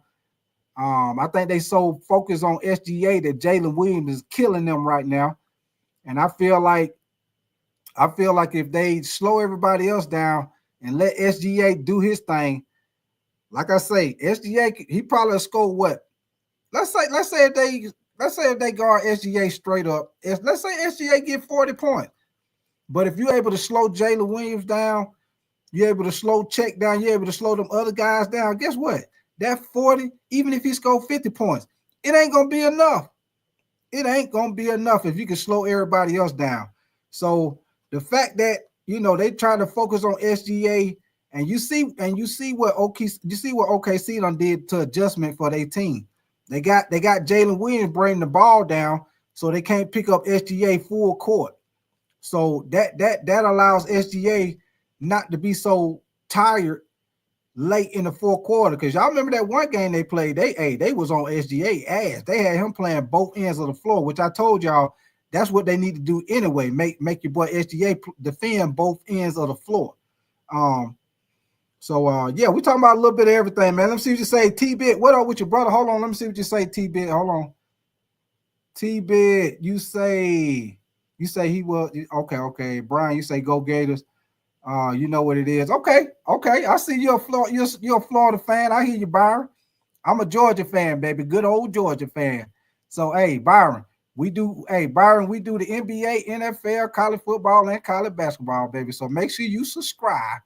So when we play y'all on that cocktail party, Brian Floyd, you make sure you have your face in the place, baby, because them dogs is gonna sick them, baby. Go dog sick them, baby. Go dog sick them. Let me see what you say. Mike Scotty, you say y'all think Hallie gonna play tomorrow. Mike Scotty, I'm pretty sure he gonna play tomorrow, man. He gonna play tomorrow. Now, how much he play? That's the question, y'all. How much he play is the question. That is the question. How much he gonna play? Because he gonna play. It's a lot of pressure on him right now, y'all. Because y'all know everybody already been talking about he overrated. Everybody been on his ass, which I have too. Everybody been on his ass with this series. So he most definitely gonna play. I feel like they shouldn't play him a whole lot of minutes, because y'all see what happened to Kevin Durant when he had that same calf injury. He ended up tearing his Achilles. So he gonna play, but I think his minutes, I think he's gonna be set on his minutes, and look for TJ McConnell to play more, and look for your boy Nembhard might play a little bit more at the point guard position. So, we'll see what they do, but they most definitely got to make some adjustments, man, because they got to figure out a way how to slow down Jalen Williams, because Jalen Williams is killing their ass right now. Killing them. Snap Rap, you say Jeannie came up big. You say, I wonder how's that going to work out with her brothers. You say it's a lot of money and family to be divided. Yeah. Hey, Snap Rap, all I can say is ching ching, baby. Ching ching. Hot Tamale, what up with you, man? You said I would slide Siakam to the 3. Hey, Hot Tamale, I just said the same thing a little while ago, Hot Tamale. I will make a change in the starting lineup. I said the same thing, Hot Tamale. Miles Turner ain't really doing nothing. So Obi Toppin been playing good in these finals, man. So Hot Tamale, I would start Obi Toppin at the 5. Put your boy Siakam at the 4. I'm putting matter of fact, I'm gonna start Mathurin. Because Mathurin been playing good. I'm gonna start Mathurin. And then I'm gonna put Neesmith at the 2. And then because Haliburton is hurt, I'm gonna play Nembhard at the point. Because y'all already know Haliburton gonna play, but he most definitely he gonna be on a time basis, and he ain't gonna play. I don't think he's gonna play a lot of minutes, man. I think he's gonna play like spurts of the game, and see how he go. It'll be interesting to see, as he go through the game. If he might end up not playing that much. You just never know, man. You just never know, for sure, man. You just never know. Oh man, what up with you? Oh goddamn, what up with you, man? Goddamn, man. You say go. You say OKC gonna win. Hey, it ain't looking good for the Pacers right now, baby. OKC been on their ass. But appreciate you coming through, for sure, man. Hey, and, I got to shout you out, man. I know you always say I ain't got to do it, but I always appreciate you, man. So, hey, y'all most definitely go check my boy out, man. Y'all see him right here on 2020, man. Hey, he got a lot to do with the reason why I even started my podcast, man. Because he let guys come up and voice their opinion.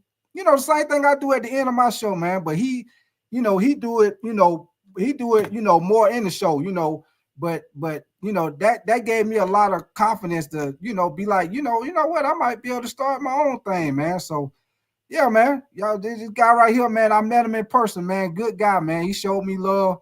Met him in person, man.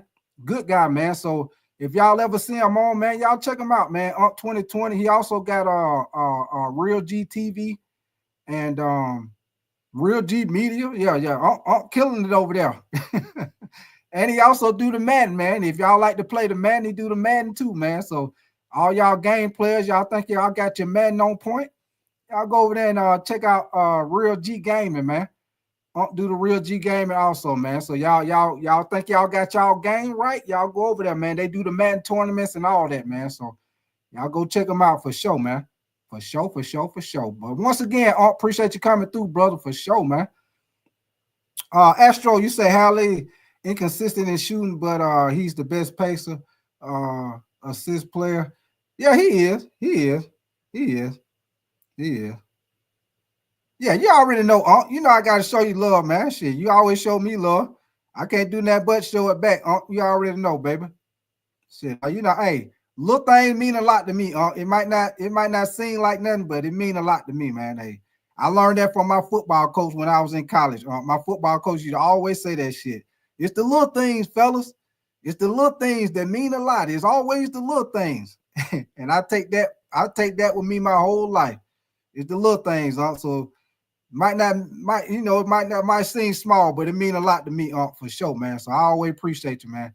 And I'm most definitely gonna try to get down there for that meet and greet for that Atlanta game. I ain't gonna be able to make the one in for the fan fest, but I'm most definitely gonna try to get down there for the Atlanta game for sure, man. My cousin probably gonna come with me because he's a Falcon fan, but we're gonna try to get down there for sure, for sure. Blackout, you say sleep, you say somebody else. Blackout, boy, you full of shit, Blackout. Oh man. But yeah, man. Let's get back to it. But for sure, man. Like I say, back on the LeBron thing, man.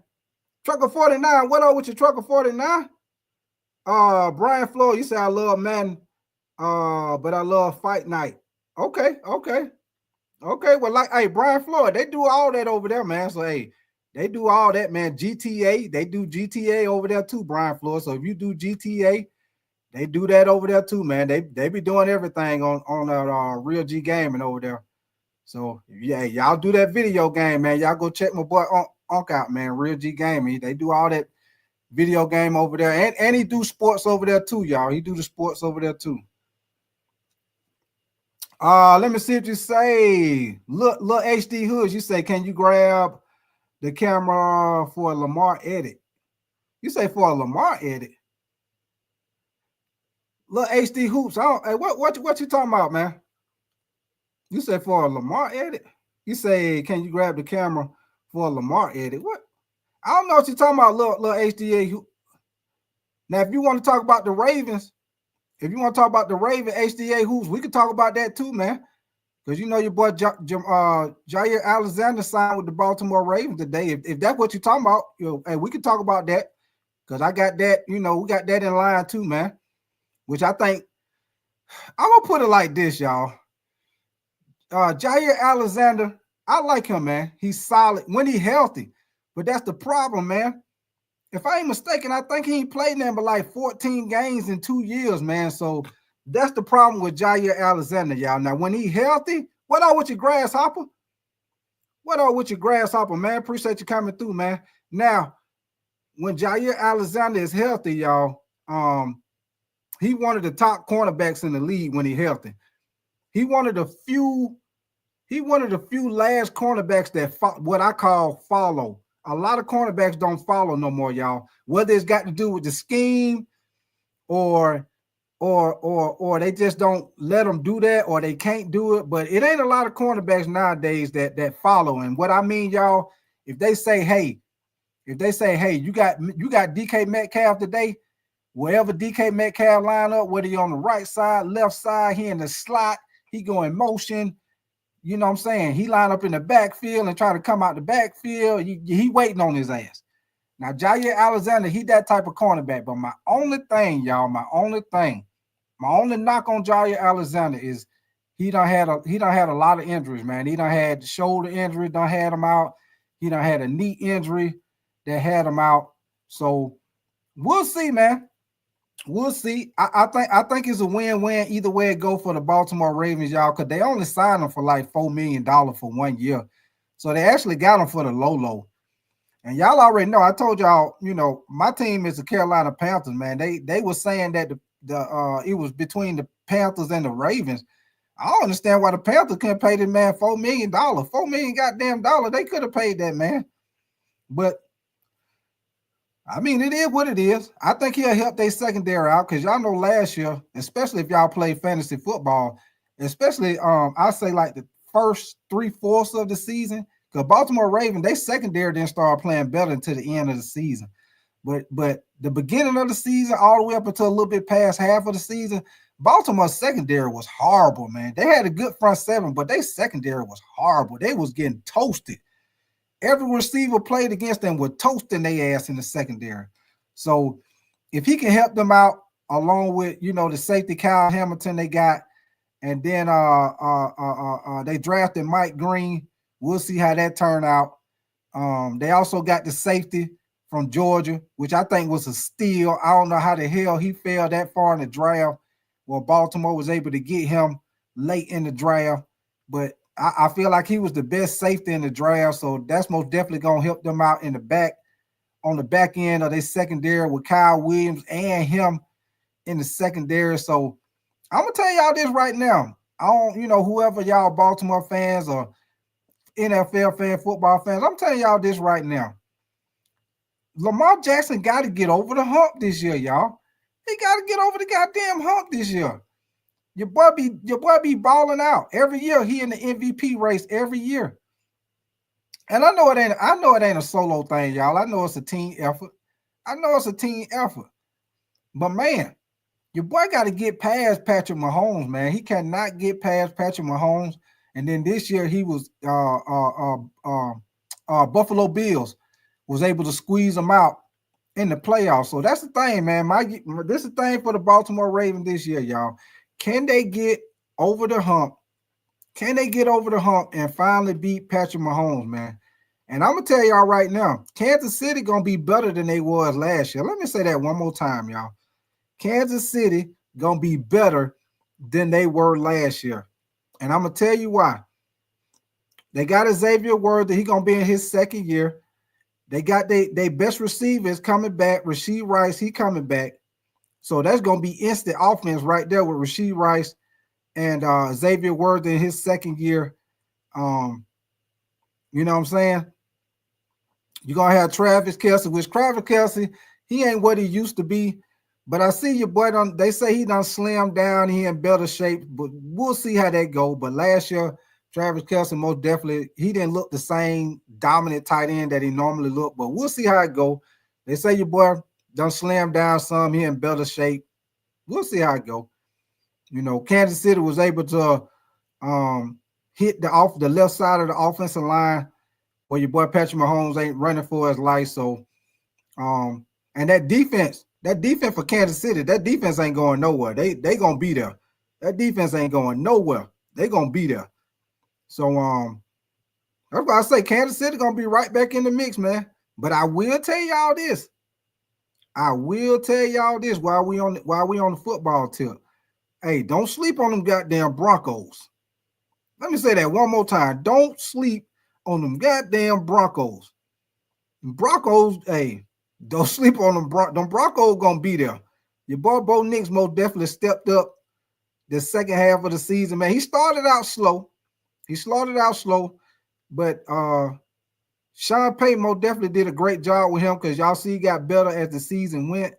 You know what I'm saying? Their defense ain't gonna do nothing but be better. They got more weapons on the offense. You know what I'm saying? So the Broncos gonna be there, man. Broncos gonna be there. So, you know, in the AFC, I think it's pretty much gonna be the same team. It might be, you know, it always be one team that that didn't make the playoffs, they end up making the playoffs. You know, it's pretty much like that every year. You know, in the AFC, you know, Buffalo gonna be there.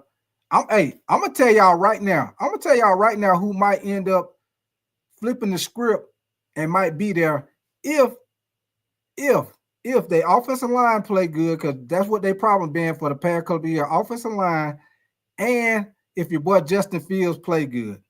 If Justin Fields play good like he did for Pittsburgh, them first 5 or 6 games, because I think he was like 5-2 with Pittsburgh before they put Russell Wilson in, which Pittsburgh messed up when they did that, because that was their quarterback of the future.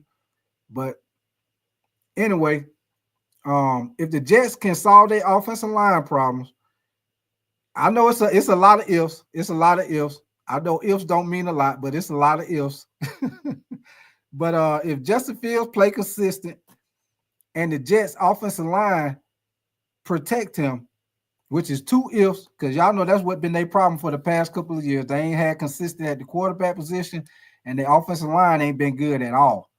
But everything else what the Jets got, they own and popping. They got all the skill position. They got the wide receivers. They got 2 great running backs.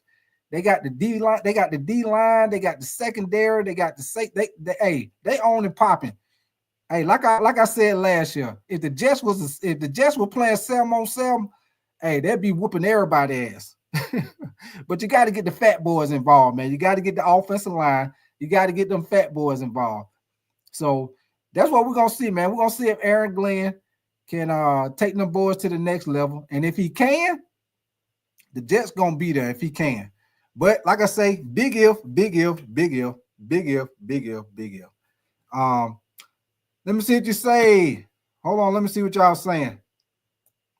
Astro, you say, hey, just got a notification from Bleacher Report. You say Wolves want KD to embrace before they can get a deal done. You say Ant and KD. Hey, Astro, you know I said that before, man. Astro, you know you be in here, so I know you remember I said that. You remember I told Rashard that when he was up here talking to me. I told you that before. I think KD would be a perfect fit with Minnesota, because that's what they need.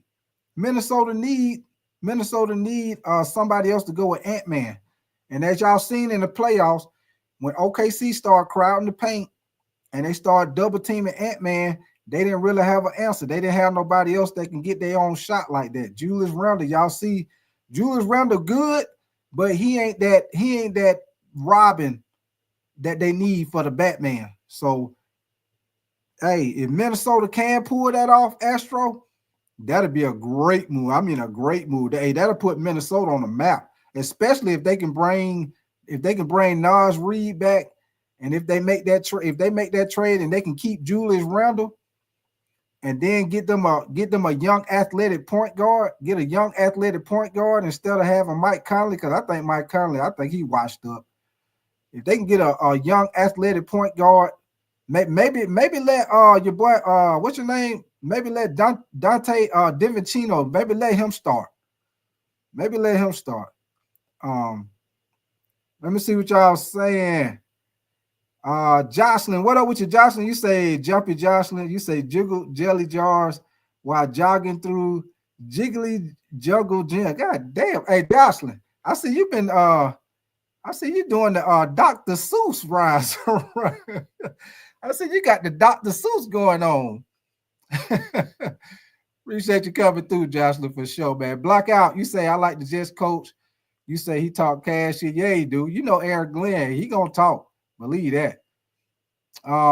Grasshopper, you say Iran has 24 hours before Tehran go bye-bye. And Astro, you say no, but I would love KD and Dre Green.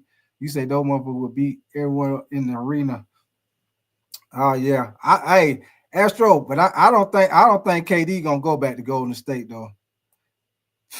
And hey, I know some of y'all just coming in here. Let me see, Mr. Fulton, what up with you, brother? You say hello. I'm going to be on stage. You say hold on. You say hello. I'm going to be on stage with me and Earth, Wind, and Fire to play with my uncle on the 23rd at White River State Park in the Apple. Okay, that what's up, Mr. Fulton.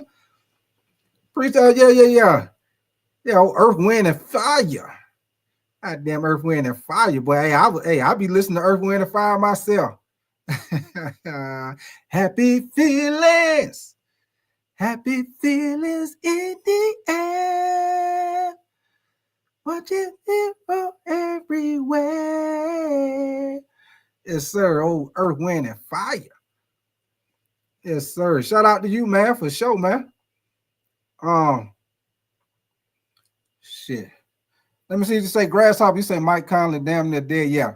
Hey, they got to get a young athletic point guard. They need one bad.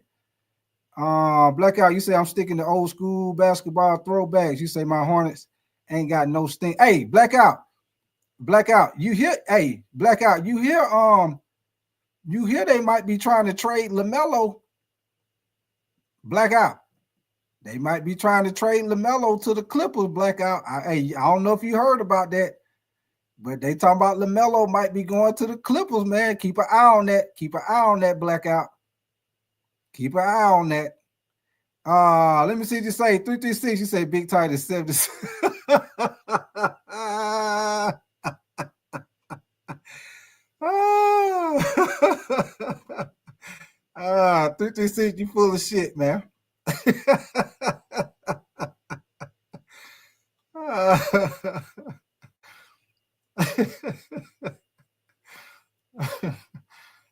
Mr. Ford, you say I have a remix on GMV Takeover every Saturday night.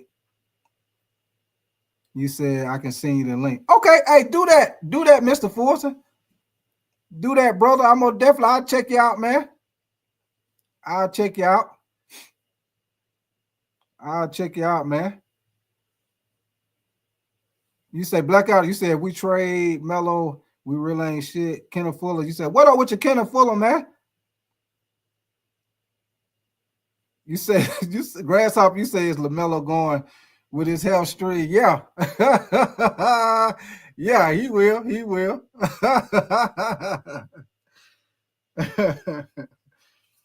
All right, man. Y'all hold on 1 second, man. I got another little quick video for y'all, man. Give me 1 second. Like I say, man, appreciate all y'all coming through here, kicking it with your boy, man. Y'all make sure y'all double tap that screen and subscribe to the channel, man. If y'all enjoying the content for sure, man.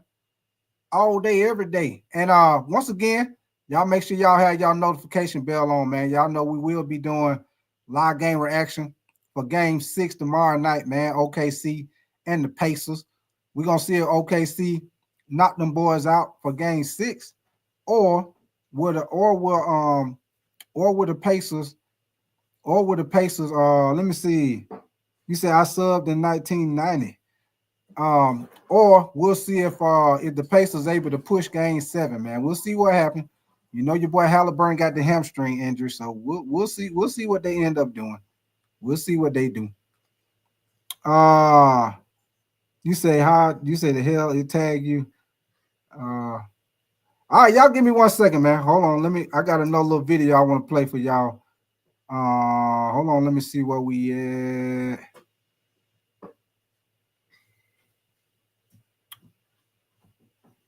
Here we go.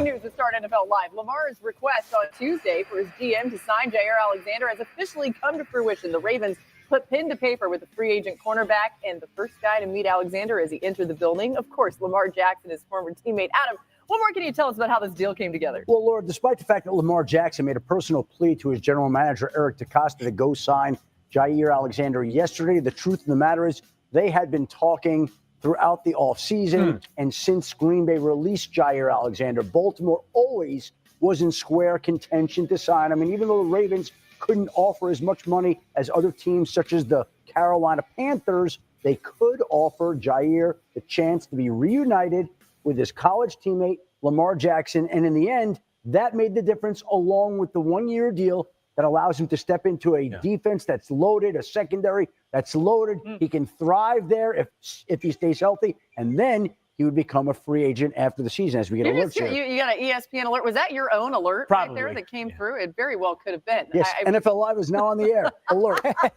We need those alerts out there. All right, the Ravens secondary struggled last season. On passes 15-plus yards downfield, they allowed the 4th highest QBR and ranked bottom 10 in completion percentage and passing touchdowns allowed. Last season, Jaire Alexander defended a pass on 23% of his targets as nearest defender. That was the 7th highest rate among players who were targeted at least 30 times. What a way to start the show. We just heard from Sheffy. He's here. Field Yates is in the house. We got Louis Riddick with us for the hour as well. Field, I'll start with you. Was cornerback a position of need in Baltimore? You heard Sheffy referencing he's joining a team that's pretty stacked across the board. Yeah, not a frontline need in terms of starting a game tomorrow, needing him on the field for the very first snap, Laura, but this is a team that last year struggled to defend the pass, as you noted. And Jaire Alexander, the best part of this deal, in my opinion, is the fact that it is a one-year deal. This is a motivated player who, over the past 4 seasons, has been just as likely to be on the field as he is off the field. So Jaire Alexander has a chance to play for a team that has Super Bowl aspirations, does not need to be a starter because the Ravens feel really good about their starting trio of Nate Wiggins, the first-round pick last year, of course, Marlon. Yes, sir, Roadmaster. You already know, baby. I'm most definitely ready for that college football, baby. You already know, baby. You already know, Roadmaster. I already told you who's going to be the sleeper team this year. You already know who's going to be the sleeper team this year, Roadmaster. And Humphrey and also Chidobe Awuzie, who they signed this offseason after he was released by the Titans. But the kind of move that the Baltimore Ravens can make in June, that can sort of be like a finishing ingredient for a team that feels like it has the recipe to be a Super Bowl champion this year, Louis. Yeah, it's just it's a really good fit. And where they've struggled in particular in 2024 was on the perimeter in the secondary. This is where they were really suspect. This is where teams attacked them. And the fact is, Jaire primarily is an outside lane player. Now what you can do with Marlon Humphrey is put him in the slot at the star at the nickel position where he's most comfortable, where he's most deadly. You can keep Kyle Hamilton in the middle of the field with Malachi Starks. And now Jaire and Nate and Chidobe and anyone else who wants to go ahead and buy for playtime can buy for playtime on the outside. You see, this is what I want to tell y'all right here. Now look at this right here. They got your boy for the low, super low, man. They got him for 1 year, $4 million. And it could go up to worth $6 million. They got your boy for the low. Outside. Now, with Jaire, listen, this is a guy from a scheme fit perspective is very, very comfortable playing all the different coverage disciplines, cover 2, cover 4, all the split safety stuff, because he did that in Green Bay. He did that at a high level with lots of instinct, lots of ball vision, real quick closing quickness, real good ball skills. These are all the things that Zach Orr wants in their version of the split safety defenses that they run there in Baltimore. So look, there's a reason why Lamar said go out and get him. There's a reason why they were already talking to him anyway. It just made sense. Now Jaire just needs to stay on the field. He's only played 14 games over the past 2 years. He's had shoulder and knee issues. He's got to stay on the field. He stays on the field, he'll get everything he wants. Baltimore will get everything they want. Yeah, so Laura, when we look at this in the aggregate of the first and second rounds of the NFL draft, the Ravens defense now has a new look to it, right? Malachi Starks, a player that the Ravens were incredibly enamored by during the pre-draft process. They were thrilled to land him where they did towards the end of the first round. And then the second round, they get Mike Green, who led the FBS in sacks last season, who was a ready-made pass rusher. And the Ravens ranked 29th in pass rush win rate last season. This is a team that just could not get home in the biggest moments. You go back to their 3 losses last season against Josh Allen and Patrick Mahomes under center. This team has just 5 sacks. Jalen Hurts as well, 5 sacks in those 3 games against some of the best quarterbacks in the NFL. You just love to see the Ravens, a team that obviously they've been vying for the Super Bowl. We felt like they were close these last few years, just adding pieces at key spots. It can't hurt, right? New on NFL Live, let's go to Chiefs mini camp. We're going to hear from Patrick Mahomes talking about Travis Kelce. Yeah, I expect Travis to be Travis, man. And obviously the play on the field is going to be high. He's going to go out there with the mentality that we're trying to win the Super Bowl this year because falling short this last year. But then I think more than anything, it's the leadership that he brings to the building every single day and how he leads by example and how he leads vocally. It's a big impact on our football team. And so I expect him to play at a high level and then be an even better leader. Earlier on in my career, I would set those goals for myself. And I just think it's just more of a genuine feel and the right mentality. Just go out there and try and make every play for my team. Last year, I think I failed, especially in that last game, and being a leader and being the one that could step up and make plays. So just setting the bar even higher for myself this year than I have in the past. As you'd expect, Travis owning it. He hasn't looked the same over the last 2 seasons. Okay, so y'all check this out right here. I wanted y'all to see this because last year he most definitely had a significant drop in his averages right here. Y'all see for 2020 through 22, his average yard per game, he averaged 80.8 yards a game. Last year, it went down to 58.3. Yards per target was 8.9. Last year, it dropped down 2 yards, 7.1. Yards per reception, 5.8, and it dropped down last year to 4.3. Receiving touchdowns. Now, this right here was most definitely significant, y'all. He had 32 touchdowns between the year of 2020 and 2022, which was top 8 in the NFL. Last year, he dropped all the way down to eight touchdowns. So he most definitely had a significant drop in his production last year's season, man. So, like I say, they say he done slimmed down some. He done got more better in shape. So we'll see how that go. We'll see if that helped any. We shall see, baby. When you put on them pads and them shoulder pads, we'll find out. Right in that span, he's averaged under 60 receiving yards per game, has a total of 8 touchdowns. His yards. Yes, sir. You already know Grasshopper. Oh, Kermit the Frog and Miss Piggy. Hey, Grasshopper, you know me, Piggy. Beat the hell out of Kermit the Frog in a hot minute, baby.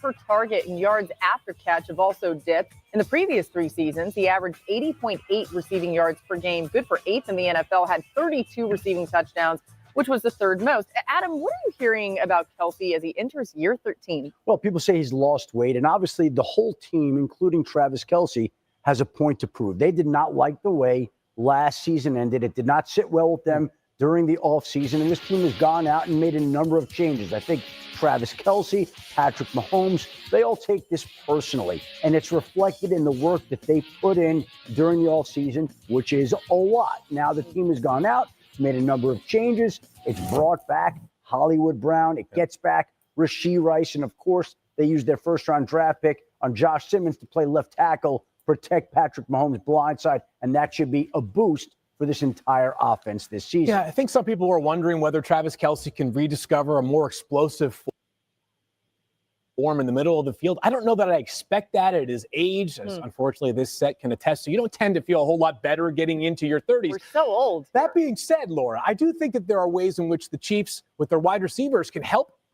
give Travis Kelce a whole lot more room to operate with. Over the past 3 seasons, the Chiefs have become a decidedly less explosive offense. Check the numbers here. Last year, they were 2nd to last in explosive plays, defined by us as plays that travel 20-plus yards, either on the ground or through the air. Just 2 years ago or 3 seasons ago in 2022, they were 4th. When Travis Kelce has these wide receivers darting down the field, taking safeties and corners along with him, he can absolutely feast in the middle of the field. That has been congested over the past couple of seasons, especially last year, which made Travis Kelce a much less significant threat than he was in all those years in which he was basically a guarantee to go for 1,200 yards and 10 receiving touchdowns. Yeah, look, I think it's hard overall. When you've had the amount of success that Kansas City has had, it's hard to stay sharp as far as your preparation, your attention to detail. You know, you're really being on that razor's edge. Hold on 1 second, y'all. I want to skip a little bit to the part about these. Can you tell us about the negotiations in Dallas? They've been ongoing, and the two sides have been talking throughout the offseason. Yeah, y'all, I want to talk a little bit about this, man, because we got some pass rushers that's due for a big payday coming up. So I want to skip to this part, man, because you know your boy Micah Parsons in his last year, his contract, T.J. Watt in the last year, his contract, Trey Henderson. So we got a couple of guys looking to get big contracts, man. So I wanted to play this little part for y'all. Give me 1 second. And at some point, most people believe that there will be a deal that makes Micah Parsons the highest paid defensive player in NFL history, beating the deal that Myles Garrett got from the Cleveland Browns earlier this offseason. Parsons is entering the last year of a deal. Dallas wants to get a deal done. Parsons wants to get a deal done. He's already attended the offseason program, the mandatory minicamp, intimated that he would be at training camp. So I think that keeps the clear lines of communication open with the hope that both sides will work out what will be a historic deal. You know what's interesting about this is the fact that, at 26 years old, the guy last year was second in pressure percentage, second in pass rush win rate, top 10 in sack percentage, and he didn't play a full season, right? He missed, 4 games. So, look, what's wild is, Myles is talking about the fact that he should be compensated for what he's done. But really, contracts are about future performance projection, which makes it, for Micah Parsons, even better. Because think of it this way. Think about the kind of stats on the 17-game season with now a guy like Donovan Ezeraku, who they drafted out of Boston College, rushing opposite him, which is just going to open up things for Micah. His stats are going to go through the roof, I believe, in 2025 because of the fact that the defense is going to look better. So not only should he be compensated for what he's done in the past, the team's trying to project, okay, what kind of production are we going to get over the next 2 to 3 seasons? And Mike is probably thinking the same darn thing. And this contract, look, Adam has said it many times, and it's quite obvious, it's going to reset the bar as far as highest paid defensive player in the history of the National Football League. It may be even higher than what we think if you start looking at it in that context, which is kind of wild to me. Right. He's 100% deserving of that. And by the way, if you're Jerry Jones, you got to get that done before his numbers are even better, like what Lewis is saying, which we expect him to do it either way. All right, let's go to another big fella who's trying to get paid. That would be Trey Hendrickson. Our Jeremy Fowler reported on this situation. And this is my thing, y'all. This situation with the Cincinnati Bengals and Trey Hendrickson, man, I don't understand. Well, I ain't going to say I don't understand because they just gave your boy Jamar Chase they just gave him the bag. So he the highest paid wide receiver. Then they turned around and paid T. Higgins. So I know what it is. But man, if it was me, man, I would have paid Jamar Chase and I would have paid Trey Hendrickson, man. It's hard to find elite pass rushers, man. I feel like T. Higgins, he a great receiver, but you can find another number 2 receiver, especially when you got somebody like Jamar Chase on the other side of the field, man. So if it was me, I would have paid Jamar Chase and I would have paid Trey Hendrickson. And I would have either drafted me another receiver or I would have found me a solid number 2 receiver in the offseason. That's what I would have did, y'all. But your boy Joe Burrow, he said he wanted both of them, and they pretty much did what Joe Burrow wanted them to do. But, I just wanted to say a little bit about that, man. Here we go. This week, he posted sources, Bengals and all-pro defensive end Trey Hendrickson have resumed contract talks. So, Adam, what can you tell us about that situation in Cincinnati? Talking is different than making progress. And in this particular case, they are talking, but it's hard to tell how much progress, if any, they're actually making so far. I think there's a disagreement on the length of what are with you, Yoshiman, man? Appreciate you coming through, Yoshiman. The contract. The Bengals would like Trey Hendrickson to sign a short-term deal. Hendrickson would like some long-term security and the money that comes along with it. And so before you can figure out value, I think first you have to agree on the years, and the two sides have been unable to do that. So yes, they're talking. No, they're not making a lot of progress, but there's a lot of time between now and the start of training camp. All right, so Laura, let me just establish this full stop. I think the Bengals should pay Trey Hendrickson. They have to find a way to get this deal done. He might have been the only defensive player that offensive players in Cincinnati acknowledged last year because the rest of the defense was awful and he was an all-pro. My point is to not say that he doesn't deserve the money. I'm trying to educate people and sort of canvassing people around the league about why this can be a more difficult deal to do. Because if it wasn't difficult, it would have been done weeks or months ago. Right. Trey Hendrickson's 30 years old. He'll be 31 in December. Despite this incredible production, the NFL is always using comps, recent deals or of players that play a similar position, oftentimes in a similar age bracket. The last two really notable extensions for 30-plus-year-old pass rushers in recent vintage were Chandler Jones when he signed with the Las Vegas Raiders, and Von Miller when he signed with the Buffalo Bills. Von had a really hot start for Buffalo, then he got hurt. And the reality is when you're older, the risk of injury becomes that much more damaging. No. Hold on, y'all. I'm going to cut that short. I just want to play that a little bit for y'all, man. Got a couple of pass rushers coming up in the NFL. Looking for a contract, man. I most definitely feel like Micah Parsons, I think they're going to pay him. You know the Cowboys, you know how they do with your boy Jared Jones. You know Jared Jones, you know he going to take to the last minute. He going to pay him. But y'all know he going to make you wait. You see how he did Dak. He made Dak wait. You see how he did CeeDee Lamb. He made CeeDee Lamb wait. And Micah Parsons, he going to pay Micah Parsons. It might be probably damn near the season when he pay him, but he gonna pay him. He gonna make you wait. He gonna make you sweat a little bit, but he eventually gonna pay you. Let me see. You say Grasshopper. You say, have I heard of Glenville? What state, Grasshopper? What state, Glenville? What state? What are with your Aaron, man? You say not a Cowboy fan, but they do pay their players. Yeah, they are. They like I say, Aaron. They gonna pay him.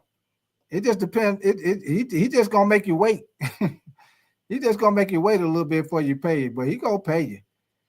Yeah. You already know. You already know your boy Jared Jones. Hey, you know after they play a game, they be done play the game. Them winning double overtime. Hey, the first person they gonna talk to is Jared Jones. They ain't talking to Dak. They ain't talking to CeeDee Lamb. They talking to your boy Jared Jones first. Jared Jones gonna be in there, yeah. We love Dak Prescott. We want Dak Prescott to be a Cowboy. From now on, we want that star to be on Dak Prescott's head. And we love CeeDee Lamb, and we're gonna get CeeDee Lamb paid.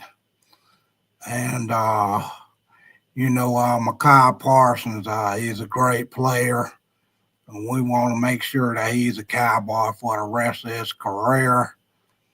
And we just we love that star, and we want him to be a Cowboy. We want him here to stay. We really do. CeeDee Lamb, a great player. We love him as a receiver. We will get him paid. We're in negotiations right now with CeeDee Lamb. Well, Jerry, you already paid CeeDee Lamb. Oh, yeah, we did. I'm so sorry. Yeah, we did already pay CeeDee Lamb, but we're gonna pay Micah Parsons. He's an elite pass rusher. We love him to death. And we're going to get him paid. We most definitely want that star on the side of his helmet. We love Micah Parsons. That's your boy Jared Jones for sure.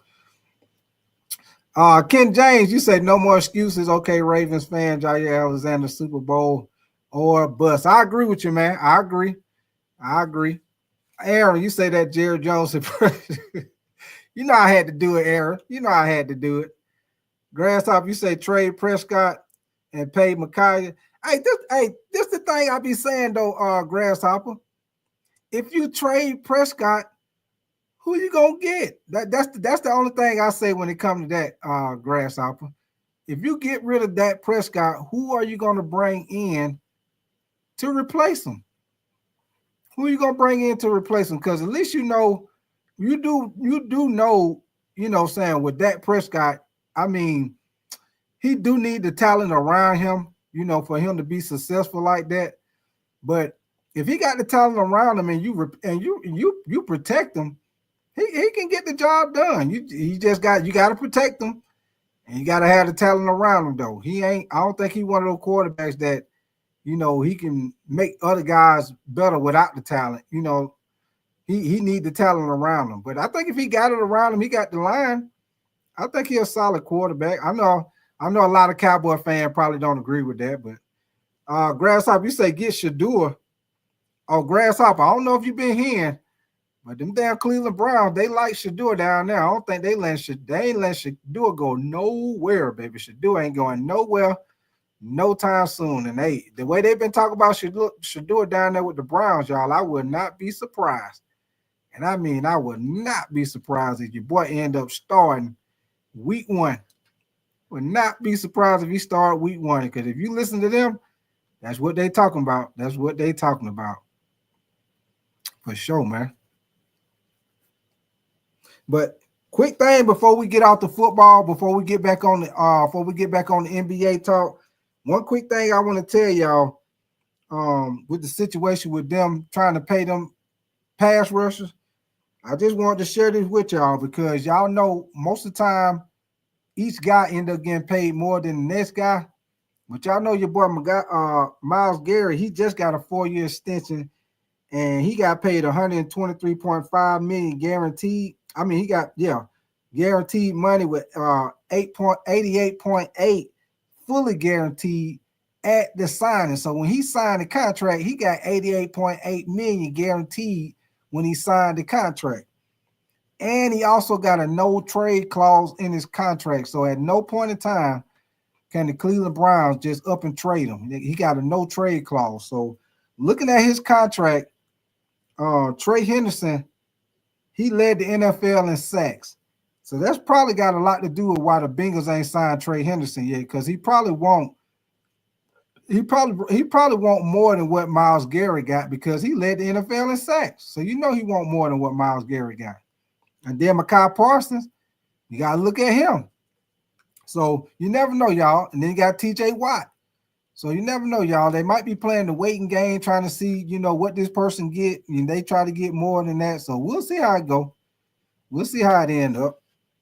But one thing I wanted to get into, man, before we get off of here, man, I want to talk about get back on the Caden Clark situation, and also what Kevin Durant might go. And I told y'all, as far as with Kevin Durant, a team that y'all ain't really looking at, they got a lot of picks, like I said earlier, is OKC, y'all. Y'all keep an eye on that. I know ain't nobody really talking about it, but y'all keep an eye on that.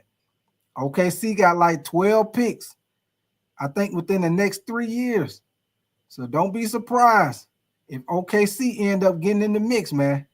I told y'all, based on the Desmond Bain trade, the only teams that really got the picks like that and the players is the Houston Rockets, OKC, and the Spurs. I know KD said something about Miami Heat, but he ain't going to no damn Miami Heat. Telling y'all right now. Because if they get if Orlando gave up 4 picks and 2 players to get Desmond Bain, man, they probably got to give us 6-7 picks to get KD and some players. Only teams that got picks like that and the players is the Houston Rockets, OKC, and the Spurs. That's it. The other teams, I mean, I know a lot. I told y'all it would be a good fit if he go to Minnesota, but I don't know. I don't know if Minnesota got the picks. I don't know if they got the picks to get him. So it'll be real interesting to see what he go for, y'all. Because right now, man, sky's the limit right now.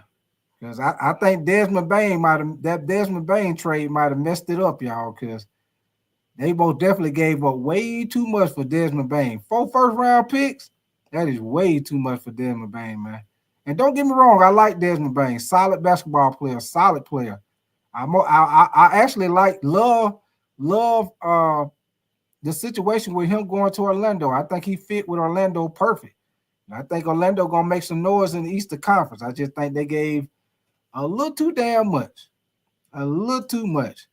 Grasshopper, you say, what about lacrosse? Oh, Grasshopper, I don't really watch lacrosse like that. But let me see. Aaron, you said you gotta have the leverage to get a deal like that and not worry about the next man. How you say you gotta know your worth. Okay, got you, Aaron. I agree with you. I agree with you on that. Yes, sir. But y'all give me 1 second, man. We're going to talk a little bit about the Caitlin Clark situation, man. With these girls trying to bully Caitlin Clark out here, but she's steady hooping on their ass. Hooping on their ass. Old girl from Connecticut, son, last night had done poked her in the eye So Caitlin Clark kind of got a little shove on, and the girls from Connecticut Sun done pushed her on the ground. So she got up. She ain't do no complaining, y'all. Caitlin Clark got right up and hyped the crowd up, had that whole arena jumping. Yeah, man. So, hey, I'll tell y'all one thing, man. WNBA, boy, WNBA be playing physical as hell, boy. WNBA, them refs, hey, them refs had WNBA. I'm gonna tell y'all one thing, man. If y'all watch the WNBA and then you watch the NBA, the WNBA most definitely play way more physical than the NBA all day, every day. WNBA play physical as hell. Them girls out there be getting fouled hard. They be getting hard fouls out there. Believe that. Believe that. Grasshopper, you say chicken loving Asia. I hear you, Grasshopper. Hey, ain't nothing wrong with, Grasshopper. Ain't nothing wrong with some good old fried chicken, baby. Baked chicken too. What up with you, Chauncey? Appreciate you coming through, Chauncey, for sure, man. So y'all give me 1 second, man. I'll play this little situation right quick that happened with Caitlin Clark, man. If y'all didn't see it. Hold on, give me 1 second. Give me 1 second.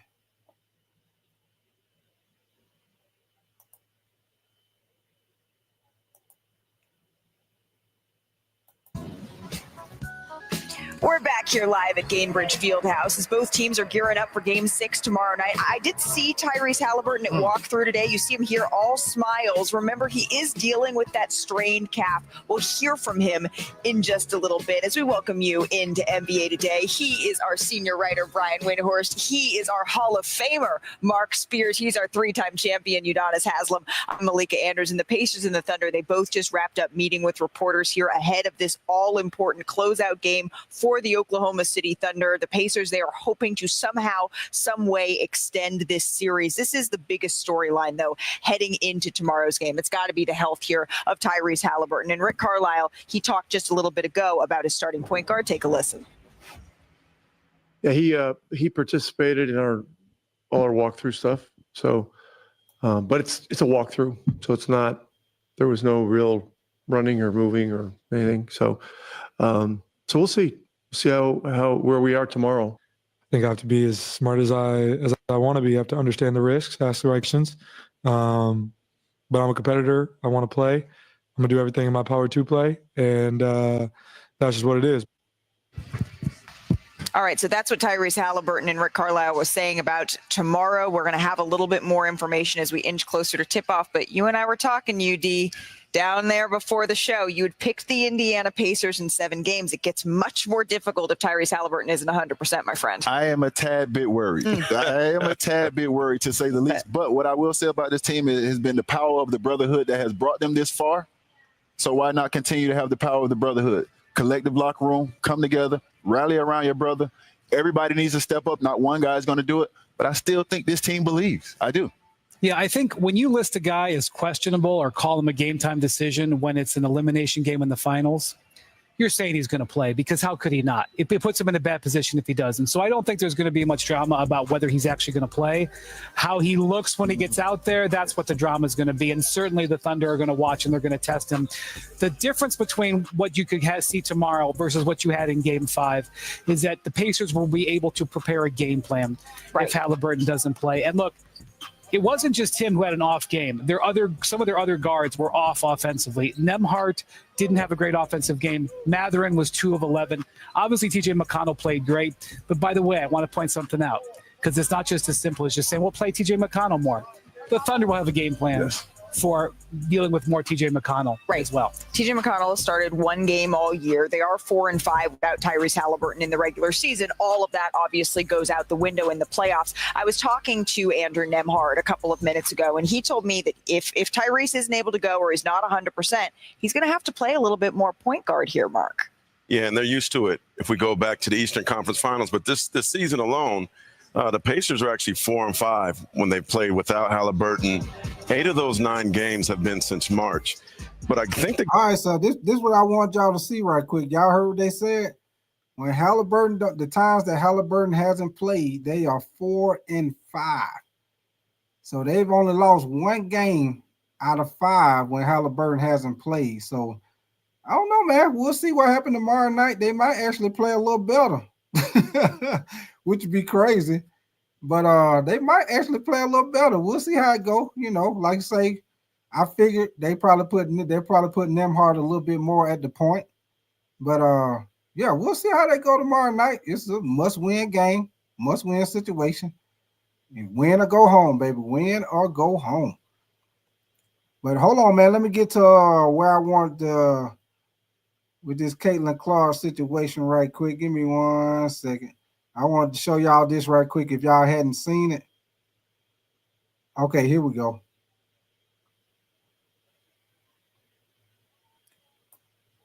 Here we go. Give me 1 second. For this series, I really think that applies here to both teams. All right, we got a lot to get to on this show. We pulled up last night to the Fever Sun game, and it was popping, y'all. Wait until you hear what Coach Stephanie White and Caitlin Clark had to say. What a good shot is.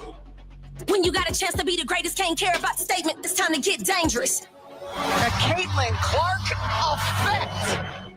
Double down, then I level up. Wow. You bet.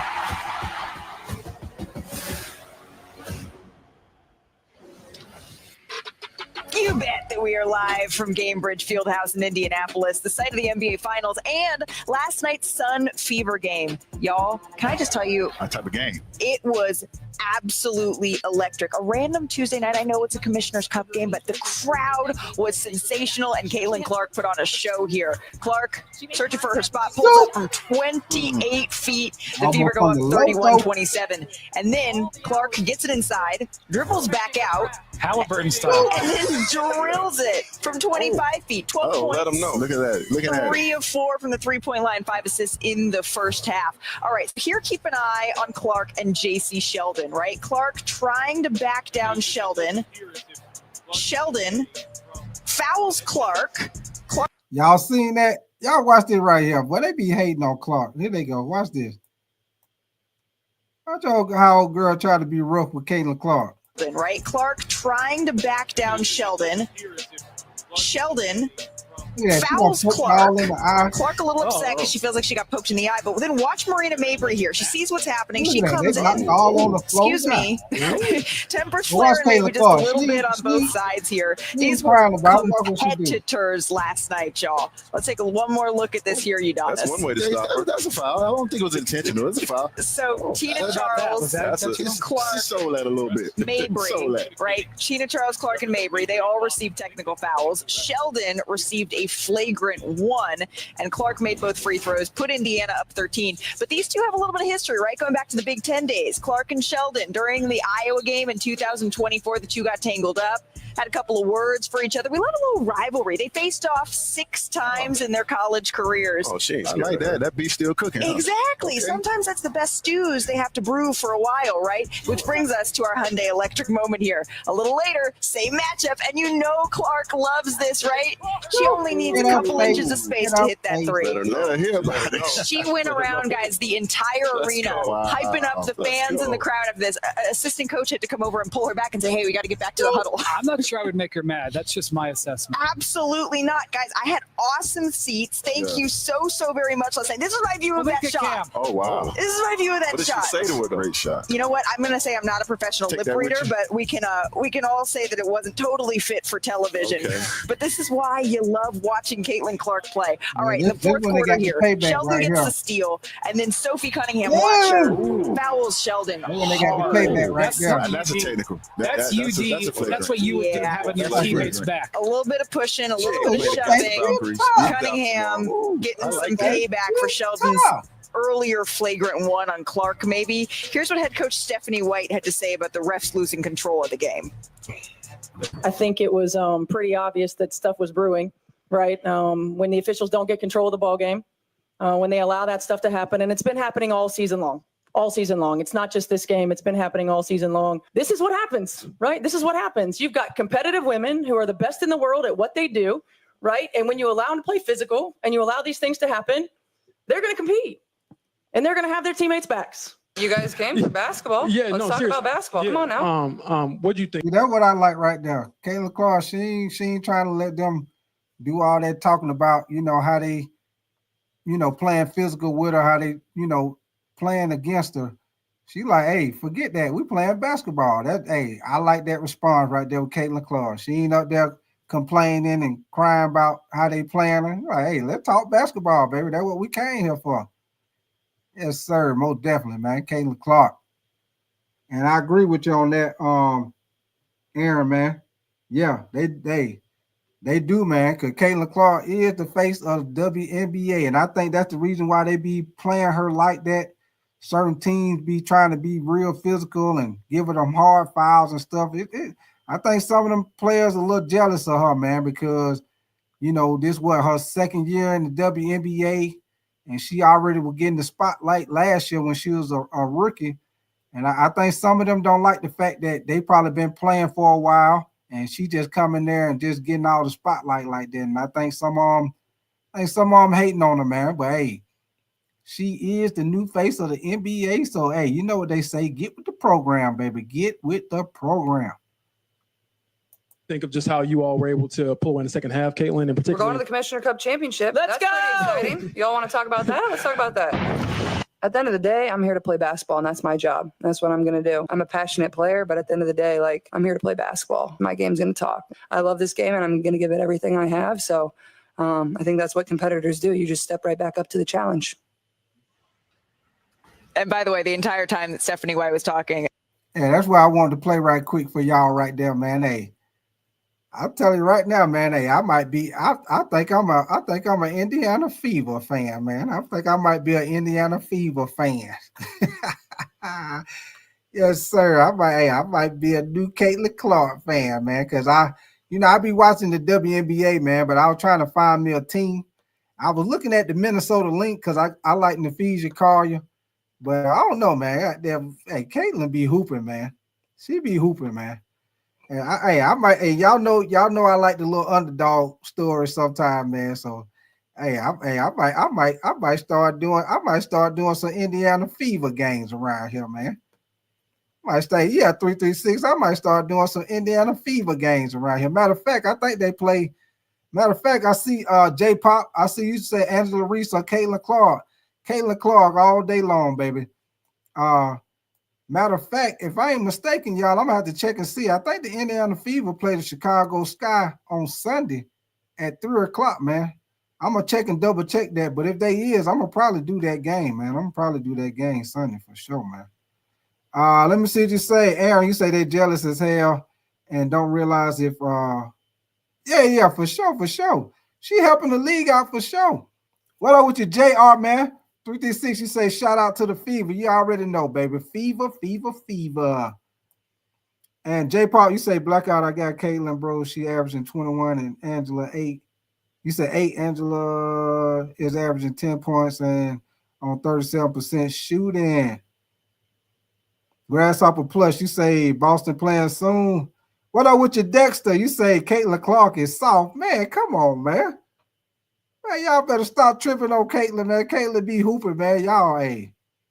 Y'all boy slipping on Caitlin Clark, man. But you know what, y'all? I like both of them, though. I like Caitlin Clark, and I like Angela Reese, too, man. I like Angela Reese because Angela Reese get them. She a double machine, man. She a double machine. She getting them rebounds and them shots, man. You always need somebody like that on your team. For sure, man. Blackout, you said Big Tight just follow the Lady Gay Cops.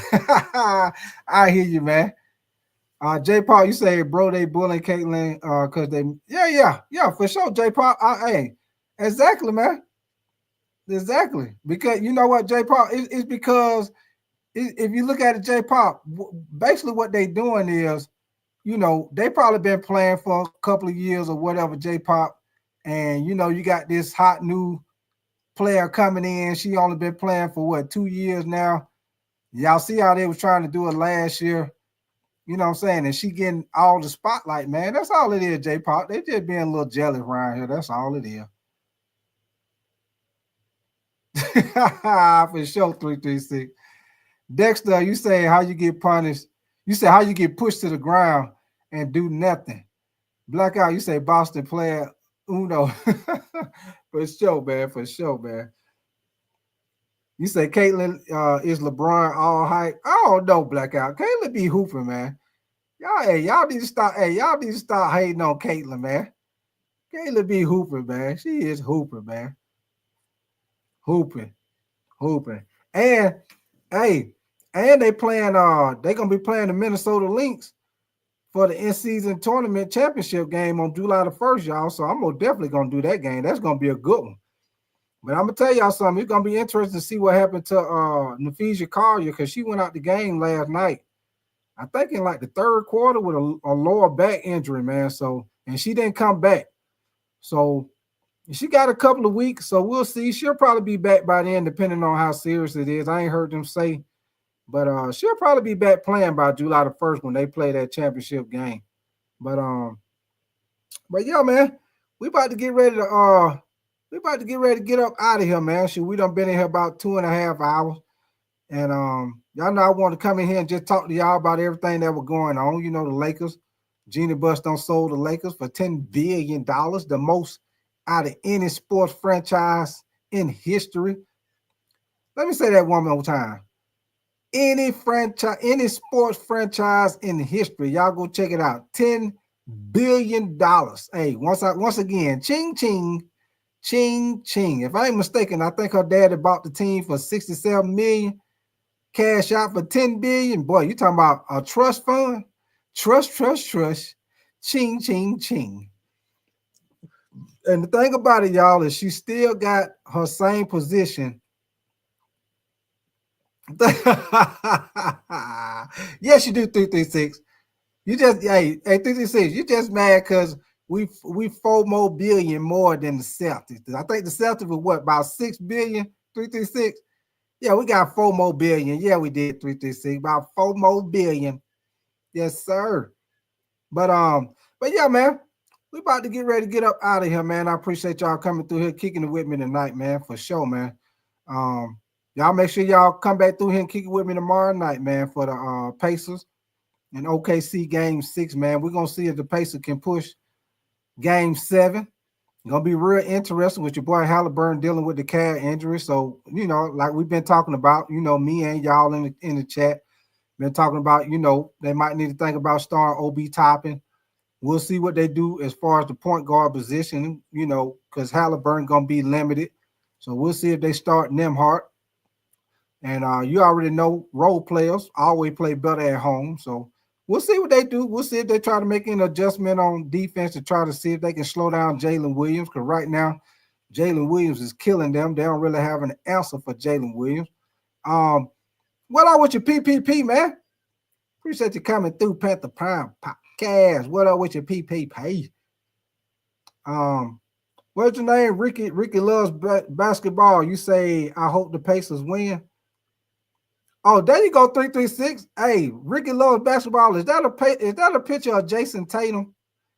That look like that's a picture of Jason Tatum, brother. Is that a picture of Jason Tatum? 336. It look like you got a teammate in here, 336. Look like you got a teammate in here. J Pop, you say, and she's the best passer in the NBA, WNBA. Taco Drum, you say Taco Drums for you. What up with you, brother? You say as a Knicks fan, I say let's go OKC beat these. I hear you, man. You say hell yeah, it's Jason Tatum. Okay, I hear you, man. Yeah. Hey, Ricky loves basketball. I got my boy 336. He most definitely is a Celtics fan, man. So 336, you got you a teammate in here, brother. Got you a teammate, 336. And Ricky love basketball. Hey, man, we do a little bit of everything over here, man. I'm a Lakers fan, but we do the NBA, NFL, college football, and college basketball, man. And if you do boxing, once again, I will be doing the Shakur Stevenson fight. I think it's July the 12th. And I'll probably do the Pacquiao fight too, which is the following weekend on the 19th. So if y'all boxing fans, I'm going to do both of those fights also, man. So if y'all like to talk a little bit about all sports, y'all most definitely make sure y'all subscribe. And turn your notification bell on, man. Y'all come back through here and kick it with me tomorrow night for the game. Pacers, OKC. We're going to see what it do. Do what it do. You can't guard me. What up with you, man? You say, can you grab the cam? You say, can you grab the cam for Lamar Jackson edits, please? I don't know what you're trying to say. You can't guard me. Grab the cam. I don't know what you're trying to say. Blackout, you say PPP, you got put to sleep on this PPP. You got beat in Madden PPP. Ricky love basketball. You say I hate Shea, and I'm from Ontario, like him. Okay. I hear you. You say Shea is trash. Hey, Ricky love basketball. I will say this, and I say it every time when I be doing the live game reaction. Ricky love basketball. Your boy SGA be pushing off with that right forearm every single time. Every single time he drive to the basket and then he step back and shoot the fadeaway. Your boy push off with the forearm every single time, and they don't never call it. Never ever. They don't never call it. Referee be sitting right there looking at it. He pushed the man all the way. The man fall back 3 feet. They still don't call it. Say Taco Drum, you say Lakers being sold for 10 billion is wild. Hey, Taco Drum, hey, most definitely cash. Hey, ching ching. You talking about a trust fund? The daddy bought the team, I think, for 67 million. Cash out years later for 10 billion. You talking about cash out? Cash out. And then the thing about it, y'all, even though she sold the team for 10 billion, she keeps, and this the thing about it, y'all. She keeps her same position for the team. She keeps her same role, her same position. So she's still gonna have a lot of say-so of what goes on with the team. And she's still on 15% of the team. So she ain't completely out of the team. She still got she just got a little bit, but she still got a little say-so about what go on with that team, man. So that's why I say, you know, when I was saying earlier, y'all, what's next for LeBron? What's next for the Lakers? You know, LeBron got, I think, to the 30th to opt in or either opt out his contract, which, you know, I think with Jeannie Buss still having a lot of say-so with the team with her role, I'm gonna definitely feel like LeBron gonna opt in. And I look for the Lakers to probably make a trade or whether they sign somebody in the offseason. But I would love to see them trade and get your boy Walker Kessler from Utah Jazz. I like him, man. I think he is exactly what they need. He's a rim protector. He's one of the top guys in blocks. I think he was top 3 in blocks, and he like top 10 in rebounds. So you know how that go. Let me see. Ricky love basketball. You say all he does is flop and get free throws. Yeah, all day long. Ricky loves your boy. Hey, all day long. He getting all the calls. You say whole Bus family getting paid. Yeah, they cashed out. Hey, Taco, them boys set for life. I'm talking about families. I'm talking about family. I'm talking about, hey, it be 50, 60 years from now. They still gonna be straight. Taco Drum, $10 billion. Hey, you talking about generations? You talking about generations and generations of living good? Boy, them generations of living good for sure. Chauncey, you say tell us a story as you wrap up. Hold on. Let me see, Chauncey. Let me see. Look at her. Oh, boy, look at her. Let me see. Let me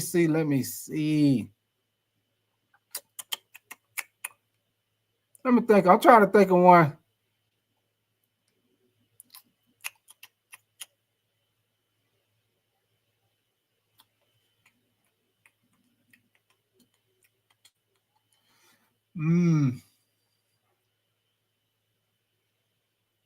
Okay, I got one.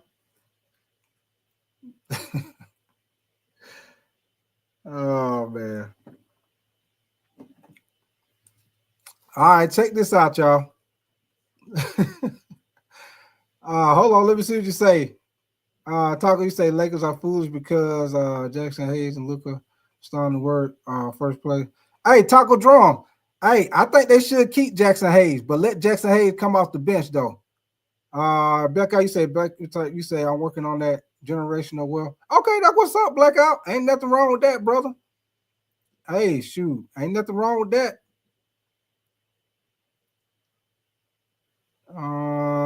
You say Gina going. Grasshopper, you crazy, man. What up with you, Jason Bratton? You said Hayes a good backup. Yeah. I keep him for the backup. I keep him for the backup, Jason. For sure. He'll be a good backup. You say do I got another weave story? Nah, that was the only one. That was the only one, Chauncey. That was the only one. That was the only one I got, Chauncey, with the weave story. That was the only one I got right there, Chauncey, with the weave story. Woo. That was the only one.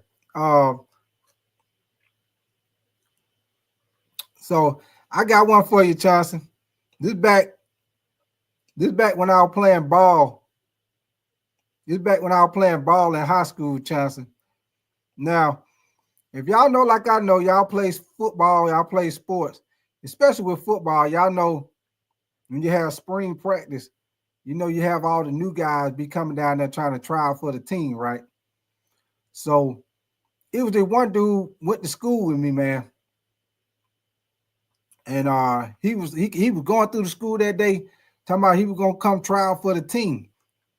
But the thing about it, y'all, your boy, his name was Don. Don had, and I'm not exaggerating, y'all. He won. He didn't have like no disabilities or nothing. But your boy had you talking about goddamn head detective? Yeah, your boy had a huge head.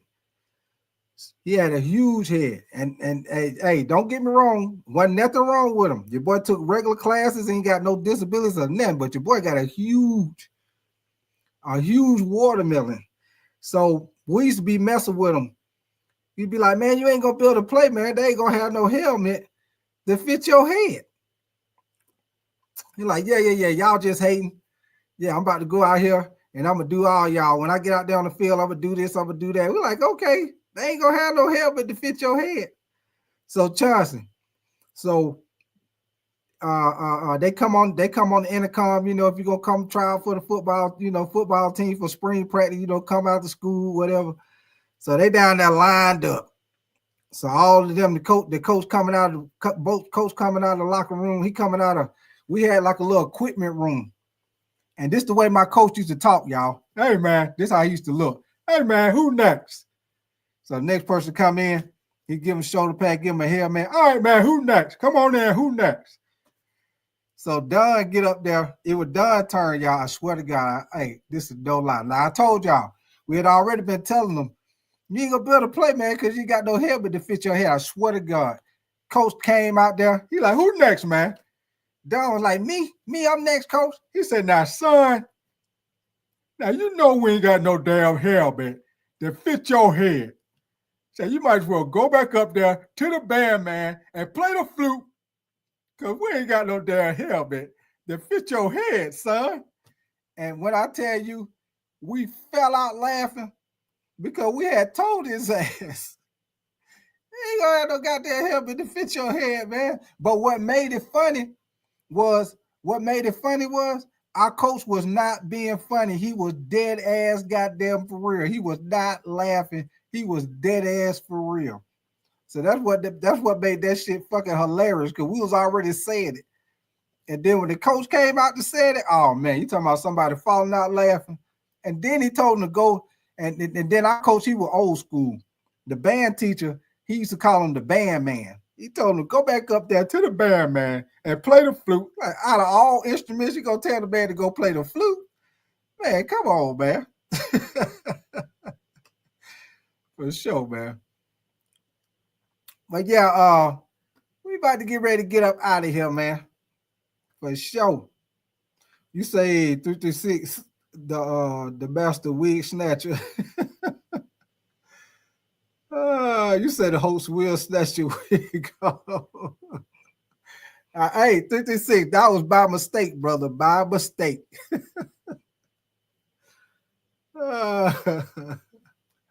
What up with your 67 golden, man? Appreciate you coming through, brother.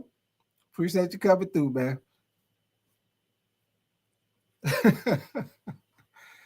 Yeah, appreciate it, Chauncey. Appreciate it.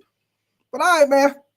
We about to get ready to get up out of here, man. Hey, I appreciate y'all coming through, man. Y'all most definitely make sure y'all come back through here and kick it with me tomorrow night for Game 6 of the NBA Finals, man, for sure, man. 336, you say blackout. He do that, girl.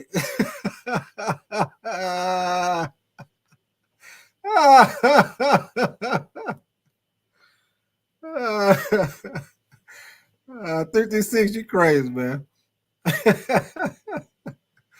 All right, man. I'm about to get out of here, man. I'm going to see y'all later, man. I'm going to holler at y'all tomorrow night, man. Y'all be safe. And once again, I appreciate all y'all kicking it with me, man. I appreciate y'all staying in here with me. Yes, sir. Appreciate you, 336, man. All love, brother. All love. 336, Chauncey, Grasshopper, Blackout, 67, Goated. All y'all that's still in here with me, man. Jason, Ricky Love Basketball, Kitties. What up with you, man? All y'all, man. They're still in here with me, man. Taco Drums for you if you still in here. Appreciate y'all still being in here with me, man.